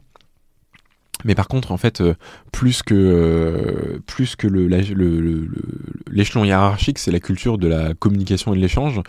C'est-à-dire que j'ai été très clair depuis ma prise de fonction en disant à tout le monde, en fait, les bureaux de tout le monde sont ouverts, c'est-à-dire que vous pouvez aller voir le chef, etc. Et même si le reste du ministère fonctionne pas comme ça, si vous avez besoin d'aller parler à quelqu'un hors de l'agence dans le ministère, vous me demandez à moi et moi je vous mettrai en contact directement avec le chef. Alors pas que je veuille que vous passiez par moi, mais parce que en externe on peut pas attendre des autres qui fassent la même chose que nous. Mais en tout cas en interne de l'agence, justement c'est ça la culture qu'on met en place et qu'on vend, c'est ceux qui ont besoin de se parler se parlent, point, quel que soit le niveau hiérarchique, quel que soit le besoin. Soyez juste intelligent parce que tout le monde peut pas aller, je dis à tout le monde, venez me voir quand il y a besoin. Après c'est sûr que si vous venez me voir pour des trucs pas très qui sont pas de mon niveau au sens de. Alors de mon niveau, parce que des fois j'aime pas non plus cette expression parce que ça veut dire des fois oui moi je suis le chef donc je fais des trucs plus voilà, alors qu'en fait c'est plus une question de moyens d'action, c'est-à-dire que moi par définition comme chef de la MIAD j'ai pas les mêmes moyens d'action que moins de moins 3 et donc il y a par exemple si jamais je sais pas, si jamais il faut parler au cabinet du ministre, il a attendu que ce soit moi qui passe par le cabinet, que ça passe par moi. Et donc, le N-3, en fait, s'il veut parler au cabinet du ministre, moi j'ai pas de problème avec ça, mais en fait, il faut qu'il passe par moi pour que je puisse faire l'action pour le mettre en contact avec le cabinet. Mais du coup, c'est juste de dire on a des jobs différents et des moyens d'action différents, et donc dans votre quotidien, il faut que vous vous dirigez directement vers les personnes qui ont les moyens d'action dont vous avez besoin. Et si c'est moi, et ben c'est moi. Si c'est quelqu'un d'autre, c'est quelqu'un d'autre, et ça n'a aucune importance. Et ça, dans la culture, c'est important parce que c'est très dimensionnant dans l'organisation, la façon dont elle fonctionne, et surtout dans l'autonomie, parce que du coup, la conséquence de ça, c'est un peu, finalement, débrouillez-vous, tout. C'est-à-dire que n'attendez pas des chefs qui vous donnent des ordres en disant, bah toi tu fais ça, toi tu fais ça, tu fais ça. Ce qu'on attend en fait, c'est que les gens qu'on recrute, et c'est pour ça que je pense que les gens viennent, et je vais répondre à la question du coup sur attirer les talents, en fait, les gens ici, ils veulent venir au ministère, c'est, je pense, avant tout pour la mission. Pour la mission, pour ce qu'on fait, pour l'intérêt aussi, parce que on a des données qu'on voit pas ailleurs, on a des cas d'usage qu'on ne voit pas ailleurs. Donc ça, je pense que c'est le point numéro 1. Et donc si on fait venir des gens... on répète jamais assez, mais les armées, c'est quand même des technos très sexy, de pointe très très forte, et que très secrète, et qu'il n'y a absolument aucune chance de toucher ailleurs. Exactement. Sous-marin nucléaire, vous ne toucherez pas ça ailleurs, jamais. Exactement. Et ça, je pense que c'est vraiment le différenciateur. Et donc, si les gens ils viennent, on leur dit, bon alors, toi, ton périmètre, ça va être là, entre A et B, et surtout, tu en sors pas, les gens ils viennent pas. Je veux dire, en fait, ce qui est intéressant, c'est que les gens viennent, et justement, de voir la diversité des sujets, et justement, de les connecter, et d'avoir des idées. C'est-à-dire que je pense que l'esprit entrepreneurial, c'est ça qui va nous permettre d'accélérer. Et donc, moi, ma conviction, autant en interne de l'agence qu'en externe, c'est qu'on ira d'autant plus vite qu'on accélère tous ensemble. C'est-à-dire qu'en fait, plus je vais donner de liberté et de capacité aux gens de chez moi de faire tout seul en autonomie, plus je vais décupler mes effets. Donc ça, c'est une conviction managériale. Et donc, ça résonne d'un point de vue talent. Et les autres éléments pour attirer, donc c'est la mission, c'est des salaires pas déconnants, parce que pour le coup, je veux dire, on consomme quand même des investissements. C'est-à-dire qu'aujourd'hui, on n'est pas compétitif par rapport à la place parisienne avec des stocks, notamment, c'est que l'État n'a pas de stock. Je pense que tout le monde est d'accord là-dessus. Enfin, de stock d'actions. De stock options. de stock, vous, pas options, mais... Enfin, d'actions, quoi. Non. Voilà, enfin, l'intérêt dans la boîte n'existe pas. Vous possédez pas un bout de la MIAD après un certain nombre d'années, non, quoi. Exactement. Donc ça, c'est clair que non. Mais par contre, d'un point de vue rémunération, on est quand même compétitif par rapport à l'industrie française. Moi, je pense qu'on a un autre facteur différenciant sur lequel on a fait un choix stratégique qui, je pense, porte ses fruits. Par rapport à l'industrie française, qui est donc pas compétitive par rapport à l'industrie américaine, mais il y a d'autres avantages. Alors, L'industrie américaine, alors, enfin, oui, je veux dire, si on parle des salaires qui sont donnés à OpenAI et ailleurs, de ce que j'en sais, de ce que j'en voyais, non, enfin, mais c'est pas le but, en fait. En revanche, en fait, on a un niveau de salaire, et c'est les rétex, enfin, le retour d'expérience que je peux donner aujourd'hui, après quand même quelques mois d'embauche, c'est qu'aujourd'hui, quand on fait des propositions financières aux candidats, personne, et c'était pas pareil avant, personne ne dit, oh là là, c'est déconnant. Ils disent, bah, c'est public, donc je veux dire, je m'attendais pas à gagner plus que dans le privé, mais c'est des salaires qui sont tout à fait compétitifs et confortables, et avec un autre critère qui est hyper important, c'est qu'on s'est basé sur la plaque rennaise, donc sur le site de Brouille de DGAMI, ce qui fait qu'on offre des missions intéressantes, on offre des salaires intéressants, on offre une culture d'entreprise différente, et on offre un cadre de vie différent. Et en plus, avec la région rennaise, donc déjà le cadre de vie où on vit, ça a quand même une importance, et en plus une région qui est très dynamique, d'un point de vue bassin d'emploi, d'un point de vue technologique, et ça, en fait, c'est un cocktail qui marche quand même assez bien. On vous parle de la météo aussi des fois de temps en temps ou pas? Alors on en parle, mais après ça dépend des... Moi, à titre personnel, j'aime bien la météo de Bretonne, mais après, chacun son jeu. Oui, et puis par ailleurs, mais non, mais la question c'est est-ce que vous êtes... mais je vais juste reposer ma question de est-ce que vous voulez des gens qui sont passés par les grandes entreprises ou est-ce que vous voulez des gens que vous faites monter, que vous formez à l'IA en interne? C'est-à-dire, est-ce que vous pensez que le détour que vous avez fait, il est utile, j'imagine, mais indispensable, quoi? Il faut tout. Idéalement, oui, je voudrais beaucoup de seniors, des gens qui ont de l'expérience pour mettre de l'IA en production dans des contextes industriels complexes. Le problème, c'est que pour le coup, en fait, je pense que s'il y a un profil sur lequel on est en tension absolue, c'est vraiment les ingénieurs qui ont mis de l'IA dans des systèmes de prod. Même déjà Google, j'en connaissais pas énormément. Et alors ceux-là, autant vous dire qu'ils les laissent pas partir. Et en tout cas, ils leur font des chèques tels que s'ils partent, c'est vraiment avec une conviction de faire. Donc là, sur cela, c'est quand même un profil sur lequel on est en tension, et clairement, moi j'aimerais bien en avoir plus. Ensuite, des seniors, en fait, il y en a quand même pas mal maintenant qui ont de l'expérience, qui ont envie de faire autre chose, donc ça attire, et cela, évidemment que moi ça m'intéresse au premier chef. Et puis ensuite, comme toute boîte, c'est-à-dire qu'il y a une pyramide des âges et des expériences. Donc j'ai aussi des sorties d'école, des gens qui sont frais sortis d'études, en plus pour tout le coup sur des technos plus récentes, et en fait c'est justement une certaine diversité en fait entre ces différents profils, c'est ça qui, je pense, fait prendre la mayonnaise. Donc la réponse est oui, en fait on a besoin de tout ça, mais évidemment que ceux qui ont des expériences de terrain, oui, si je peux les récupérer, je les récupère, et d'ailleurs je le fais. Mais du coup, l'avantage, l'argument qui marche, c'est le service de l'État, est-ce que c'est, je sais pas, le cadre de vie en France, je parlais avec quelqu'un qui me disait, franchement, ce qui marche, c'est leur parler de la sécu, les gens qui sont passés aux États-Unis, en général, ça marche assez bien quand ils ont envie de... ça fait partie des trucs qui les motivent. Ah, voilà, quels sont les arguments qui marchent, quoi, pour des gens qui ont probablement des niveaux de salaire qui sont autres ailleurs et qui sont dans d'autres écosystèmes qui peuvent vous être profitables, quoi? C'est un argument beaucoup plus général que vous sur la compétitivité française, etc., mais c'est intéressant. La réalité, c'est que j'ai jamais dans tous les entretiens que j'ai eu, j'ai jamais eu trop le besoin. En fait, j'ai jamais eu trop le besoin de pousser des arguments autres que c'est que vraiment, en fait, les gens viennent assez naturellement. C'est-à-dire qu'en fait, ils viennent, voilà, c'est plutôt ça la réponse, c'est que les gens viennent avec déjà une idée de ce qu'ils veulent faire et de ce qu'ils ont envie de faire. Donc en fait, la question qui se pose, c'est pas tant c'est quoi les conditions, c'est quoi les critères, c'est plus est-ce qu'on va arriver à matcher mes impératifs avec ce que vous êtes capable d'offrir. Et la réponse est souvent oui, et d'ailleurs, les gens sont plutôt agréablement surpris de ce qu'on peut proposer par rapport au privé. Donc en fait, la question qui se pose, elle se pose plutôt sur les profils qu'on essaie de démarcher activement, donc qui n'ont pas forcément réfléchi à ce move vers la souveraineté, la défense, etc., et qui se la posent. J'ai pas eu que des succès, mais ce que je peux dire, c'est que tous ceux que j'ai approchés en ce sens-là ont tous hésité. Et je pense que ce qui nous a bloqué, ce qui fait que ça n'a pas été concrétisé, c'est plutôt deux éléments. Le premier, c'est l'inverse de ce que je disais, donc le move vers la région rennaise, parce que c'est quand même... moi, j'ai rien contre le télétravail. J'avais l'équipe à Google la plus distribuée de Google, je pense, avec Cotest, toute l'Europe, etc. Donc, j'ai aucun problème avec le télétravail de façon générale. C'est juste que le ministère, en fait, par les outils, les contraintes, etc., c'est compliqué. C'est honnêtement compliqué. Disons-le, c'est difficile de faire des vidéos, d'avoir un poste sécurisé chez soi, donc quelqu'un qui n'a pas envie d'aller au bureau, c'est compliqué de bosser sur des données classifiées, quoi. Voilà, c'est-à-dire qu'on a du télétravail, c'est-à-dire que les gens, je veux dire, on a toute la flexibilité qu'il faut, ça c'est quelque chose aussi qui attire. Mais par contre, à un moment donné, c'est faire un PC classifié et dans le bureau, quoi. Donc pour le coup, on peut pas y faire grand-chose.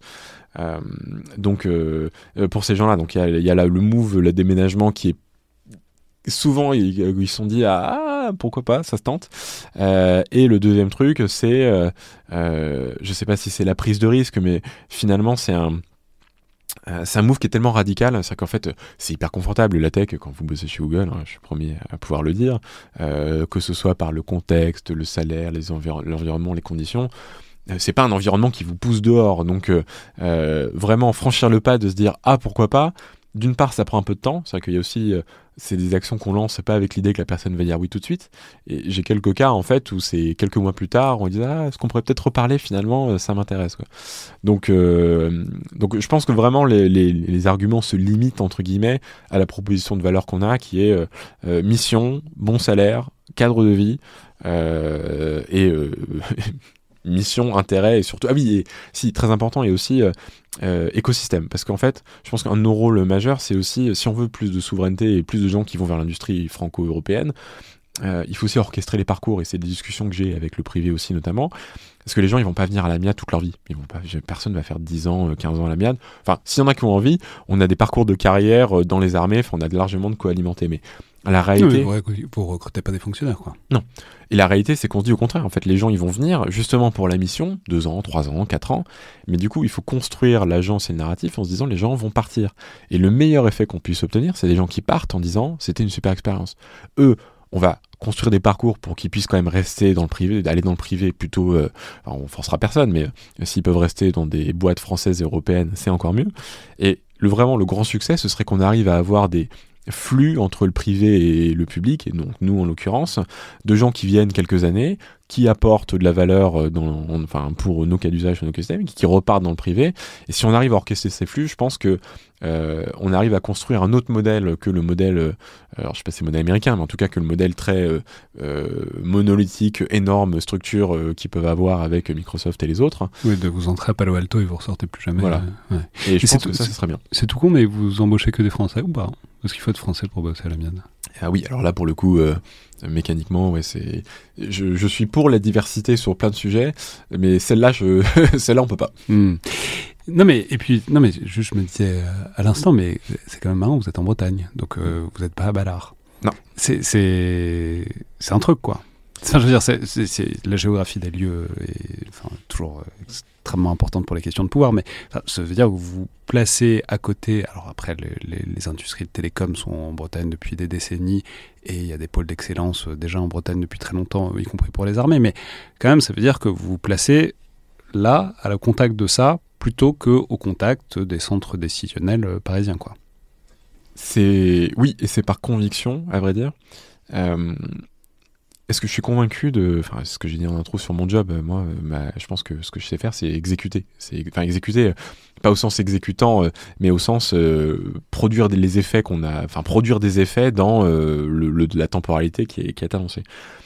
Et en fait, l'IA, là on touche sur un truc un peu plus global et philosophique, l'IA, je pense que le gros sujet, surtout pour les organisations comme la nôtre, c'est avant tout un sujet culturel, en fait, culturel, organisationnel. C'est-à-dire qu'en fait, je pense que ce qui bloque l'IA dans pas mal de grosses boîtes et dans le ministère, c'est pas la techno, je veux dire, des cas d'usage où ce que je ferais chez moi tout seul serait capable d'apporter de la valeur, j'en ai des centaines des cas comme ça. Donc la question, c'est pourquoi c'est pas plus facile d'intégrer des choses, pourquoi on l'a pas fait avant. Et en fait la réponse c'est culture, organisation, process, complexité, appréhension du risque, etc. Et donc pour faire tout ça, il y a un changement culturel, donc une capacité à exécuter, et ça je vois pas comment on le fait si on n'est pas à côté des équipes. C'est-à-dire que moi, je passe énormément de temps. Je fais pas un pilotage stratosphérique. Je voudrais qu'on arrive à ces résultats, débrouillez-vous. Je vois les équipes au quotidien. On discute des projets, on discute de la vision des projets, de comment on va arriver au résultat, quel résultat. Je challenge, je fais changer aussi la culture parce que c'est une boîte nouvelle. Donc, il faut aussi qu'on établisse une culture, une façon de travailler, etc. Et surtout dans un ministère qui n'a pas l'habitude et qui ne le fait pas les choses comme ça. Et donc, déjà, être au contact des équipes. 2, au contact du terrain, et la réalité c'est que la donnée... Non, mais vous que vous y soyez avec eux, je comprends, mais pourquoi tout le monde est en Bretagne? alors l'agence, mais alors pour deux raisons. Parce que plaque parisienne pas compétitive aussi, enfin purement d'un point de vue talent, je pense qu'on n'aurait pas réussi à faire la manip qu'on a fait si on s'était mis à Paris. Et parce que en termes de niveau de vie Oui, parce qu'en fait la conjonction niveau de vie, salaire, pour le coup sur la plaque parisienne, c'est pas la même chose.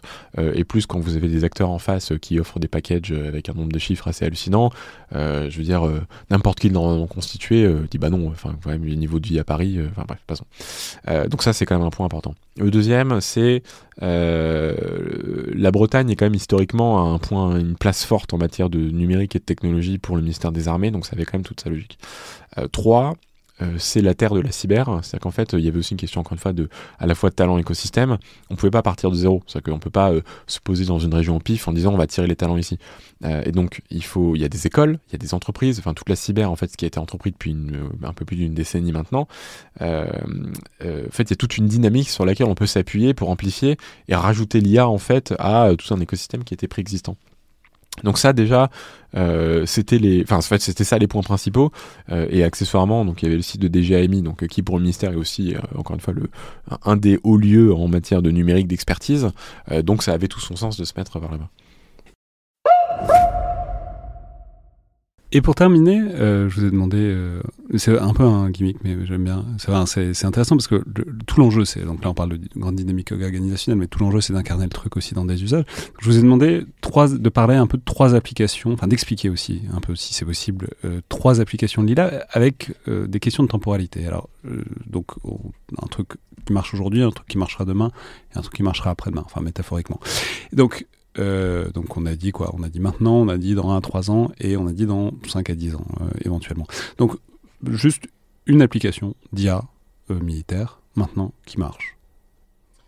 Probablement la plus basique, synthèse, interrogation d'informations. C'est-à-dire que aujourd'hui, la problématique d'aujourd'hui, c'est vraiment on a des données, des capteurs, des documents qui se baladent un peu partout, et en fait, il n'y a aucun humain dans constitué qui peut appréhender un théâtre dans toute sa complexité. Donc déjà, l'application d'aujourd'hui, c'est être capable d'interroger des volumes de données importants dans un langage humain pour en tirer le contenu. Enfin, donc, grosso modo, à la fois ce que fait un ChatGPT, un Perplexity, appliqué à la diversité des données militaires, donc du satellite, des images satellites, des images de drones, du renseignement électromagnétique, enfin tout ce qu'on veut. Donc vraiment... Donc un ingénieur qui interroge un chatbot, ou pas un chatbot, mais genre synthétise-moi je sais pas, des plans, un développement d'ingénierie sur ce truc-là, quoi. Et le chatbot qui soit capable de lui ressortir un truc efficace, plutôt que lui, il va se faire chier dans des archives pendant des années, quoi. Je te donne des synthèses de comptes rendus qui ont été faits sur le terrain, j'en ai 600, et en fait, je voudrais savoir qu'est-ce qu'il faut que j'en retienne sans me palucher les 600 pages, quoi. Enfin, grosso modo, ça, c'est vraiment le cas de là tout de suite. Alors, on me dira, est-ce que c'est très militaire ? Non, mais en fait, c'est pas spécifiquement militaire, mais en fait, le ministère et les usages militaires, c'est quand même beaucoup d'informations qui circulent. Donc ce cas-là, il est assez clair à mon avis. Non, et puis on peut argumenter aussi qu'aujourd'hui, ce qu'on disait tout à l'heure, mais c'est que le militaire ne fait pas que des trucs ultra secrets, ultra militaires, et qu'aujourd'hui, probablement que les trucs d'IA qui marchent le mieux, c'est des trucs qui ne sont pas spécifiquement militaires, mais implémentés dans un contexte d'armée. Et déjà, ça fait beaucoup de choses pour plein de gens, quoi. Exactement, et je vais le concrétiser un peu ce cas avec quelques exemples, parce qu'en fait, surtout, il est très général, et il s'applique à énormément de choses. On en prend un renseignement. Bon, là, je fais pas un dessin, naviguer dans les données et puis arriver à trouver ce qui est à l'intérieur et en déduire, en sortir une synthèse. Laurence, c'est la nature du job. Peut-être plus surprenant, la maintenance.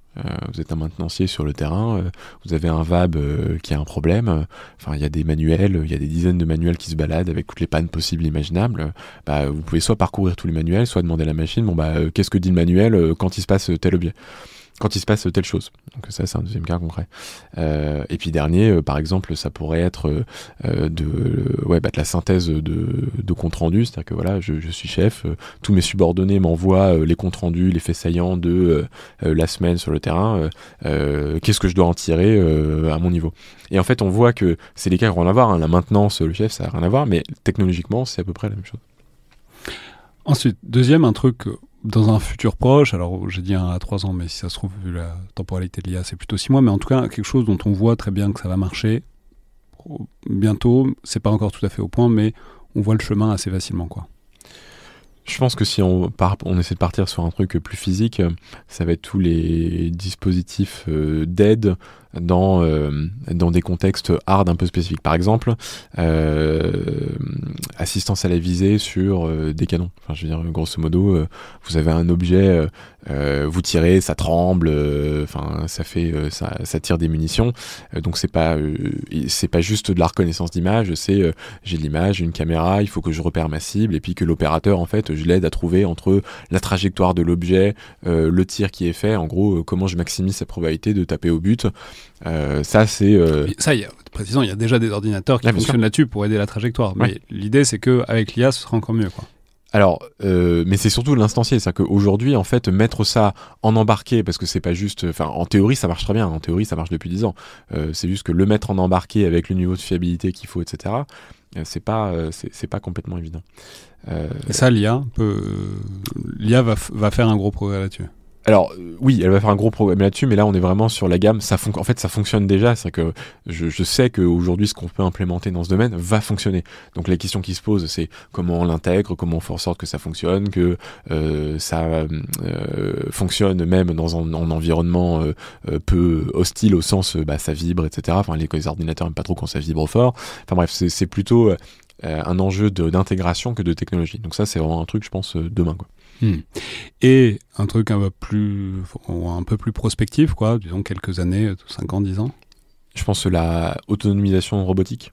C'est-à-dire que ce que je disais un peu en introduction, c'est qu'en fait la perception du réel par des robots, capacité à se déplacer, en fait ça va être une technologie qui va être une rupture à mon avis quand on sera capable d'avoir des robots, alors pas autonomes au sens ça là, mais autonomes au sens par exemple si jamais je veux faire une reconnaissance de bâtiment, être capable d'envoyer un essaim de drone qui se navigue automatiquement, qui fasse le mapping, la cartographie du bâtiment en 3D avec les objets, les images, etc. tout seul, et avec un opérateur qui en gros appuie sur le bouton en disant fais la reconnaissance de bâtiment, et du coup comprendre la mission, l'exécuter, etc. Je pense que ça va être le truc de long terme. Ça, on en est encore très loin, c'est ça que vous dites. Alors, parce que techniquement, des essaims de drones, on sait que ça doit plus ou moins marcher. Enfin, en tout cas, c'est des technos sur lesquels, je me souviens de la première émission IA que j'ai faite, c'était il y a, je pense, bien 5 ans, c'était avec Joséph Rotin. Déjà, il disait, les essaims de drones, les gens sont en train de bosser dessus, ça va finir par marcher, quoi. C'est pour ça que j'ai bien introduit en disant autonomisation, parce que faites un essaim de drone, en gros, prendre un opérateur et multiplier les trucs qu'il fait voler, effectivement, ça marche, ça peut marcher demain. Alors après, il y a une question de concept opérationnel, de fiabilité, etc., qui fait que c'est pas si simple, mais ça se fait. Je pense que c'est vraiment le côté autonomie au sens, je ne pilote pas un drone ou un essaim de drone, en fait, c'est je demande à un vecteur d'effectuer une mission. Et du coup, le vecteur est capable de s'auto-organiser pour faire de la planification et l'exécution de la mission. Donc encore une fois, reconnaissance de bâtiment. Vraiment à la fois, c'est le plan de vol, la reconnaissance des différents objets, des pièces, le retour à la base, la production 3D du plan. Et ces choses-là, en fait, c'est d'une certaine manière le pont entre l'autonomie, la robotique, la sémantique, parce que il faut être bon en robotique, il faut être bon en autonomie parce que le truc doit pouvoir survivre en environnement brouillé, etc. Et la sémantique parce qu'il y a une mission et du coup il faut que le système soit capable à la fin d'obtenir l'effet pour lequel il est envoyé. Et de comprendre ce que veut l'opérateur exactement et quelle est la synthèse à fournir, quoi. C'est ça, ouais. Et ça, pour le coup, je sais pas si c'est pour dans 10 ans, mais en tout cas, c'est le genre de projet, c'est le genre de thématique sur lesquelles déjà nous, on lance le pôle recherche, parce qu'on pense qu'on est vraiment sur de l'amont et qu'il y a une vraie montée en gamme technologique à faire. Mais je pense que ça peut marcher à relativement court terme, à long terme, mais proportionnellement court parce qu'on parle d'IA, et donc en fait la temporalité entre la techno, la rupture et l'utilisation, en fait c'est beaucoup plus ramassé que ce dont on a l'habitude sur des technos beaucoup plus lourdes. Et ça, toute dernière question, mais est-ce que oui, j'imagine que vous observez ce que font les autres. Ok, un autre gimmick, mais c'est quoi la dernière application, la dernière techno d'IA par une armée autre, alliée ou pas forcément, puisque les gens présentent les choses dans des salons aussi, vous avez dit, ça c'est un truc, ça ils ont pigé un truc, ils ont fait un saut, et ce serait bien de réussir à faire la même chose. Paradoxalement, alors c'est pas très récent, mais en fait c'est en tout ce qui est autonomisation, faire voler, naviguer un objet physique comme un avion, un char, un véhicule de façon quasi autonome en fait. Enfin, c'est ce que les Américains avaient fait avec, je me souviens plus du nom, c'était Alpha quelque chose. Enfin, c'était bref, faire voler un avion de chasse en fait de façon autonome et contre un autre pilote. En fait, aujourd'hui, on est capable de le faire, mais en fait, j'ai trouvé que c'était une rupture d'un point de vue concept et opérationnel parce que, en fait, tout d'un coup, on se met à faire voler des objets en l'air, donc sur des trucs éminemment complexes, parce qu'un avion qui vole, enfin, il y a tous les process de navigabilité, etc. Enfin, j'ai trouvé que c'était une rupture technologique, mais surtout culturelle et organisationnelle, parce que accepter de faire voler un avion sans pilote, il y a un lobby des pilotes qui est pas d'accord déjà. Alors il y a un lobby des pilotes qui est pas d'accord, mais je pense pas que ce soit d'ailleurs la direction, c'est-à-dire que faire voler des avions sans pilote en soi ça n'a pas grand intérêt, mais par contre je pense que c'est témoin d'une rupture de dire en fait mais on commence à avoir des objets physiques qui ont une notion d'interaction avec l'humain qui est différente de ce qu'on faisait avant et est capable de l'outiller technologiquement. C'est ça que je vois comme une rupture. Et ensuite le reste, je vois beaucoup de choses sur des salons, des choses internationales, etc. Mais je trouve qu'on est plutôt sur de l'instanciation d'objets civils dans le domaine militaire, plus que sur de la rupture militaire. Et ça, bref, mais ça, c'est pas que c'est pas impressionnant, mais je trouve que c'était moins significatif d'un point de vue rupture que ce moment où on a commencé à faire voler des trucs avec de l'IA pour le coup. Merci beaucoup Bertrand Randepierre. Merci. C'était donc, je veux dire, c'était une super discussion. Merci beaucoup, c'était vraiment passionnant.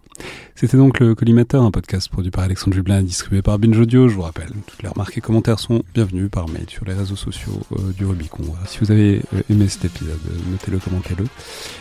Et tous les retours et tous les commentaires sont bienvenus par mail ou sur les réseaux sociaux. Merci à toutes et tous et à la prochaine fois.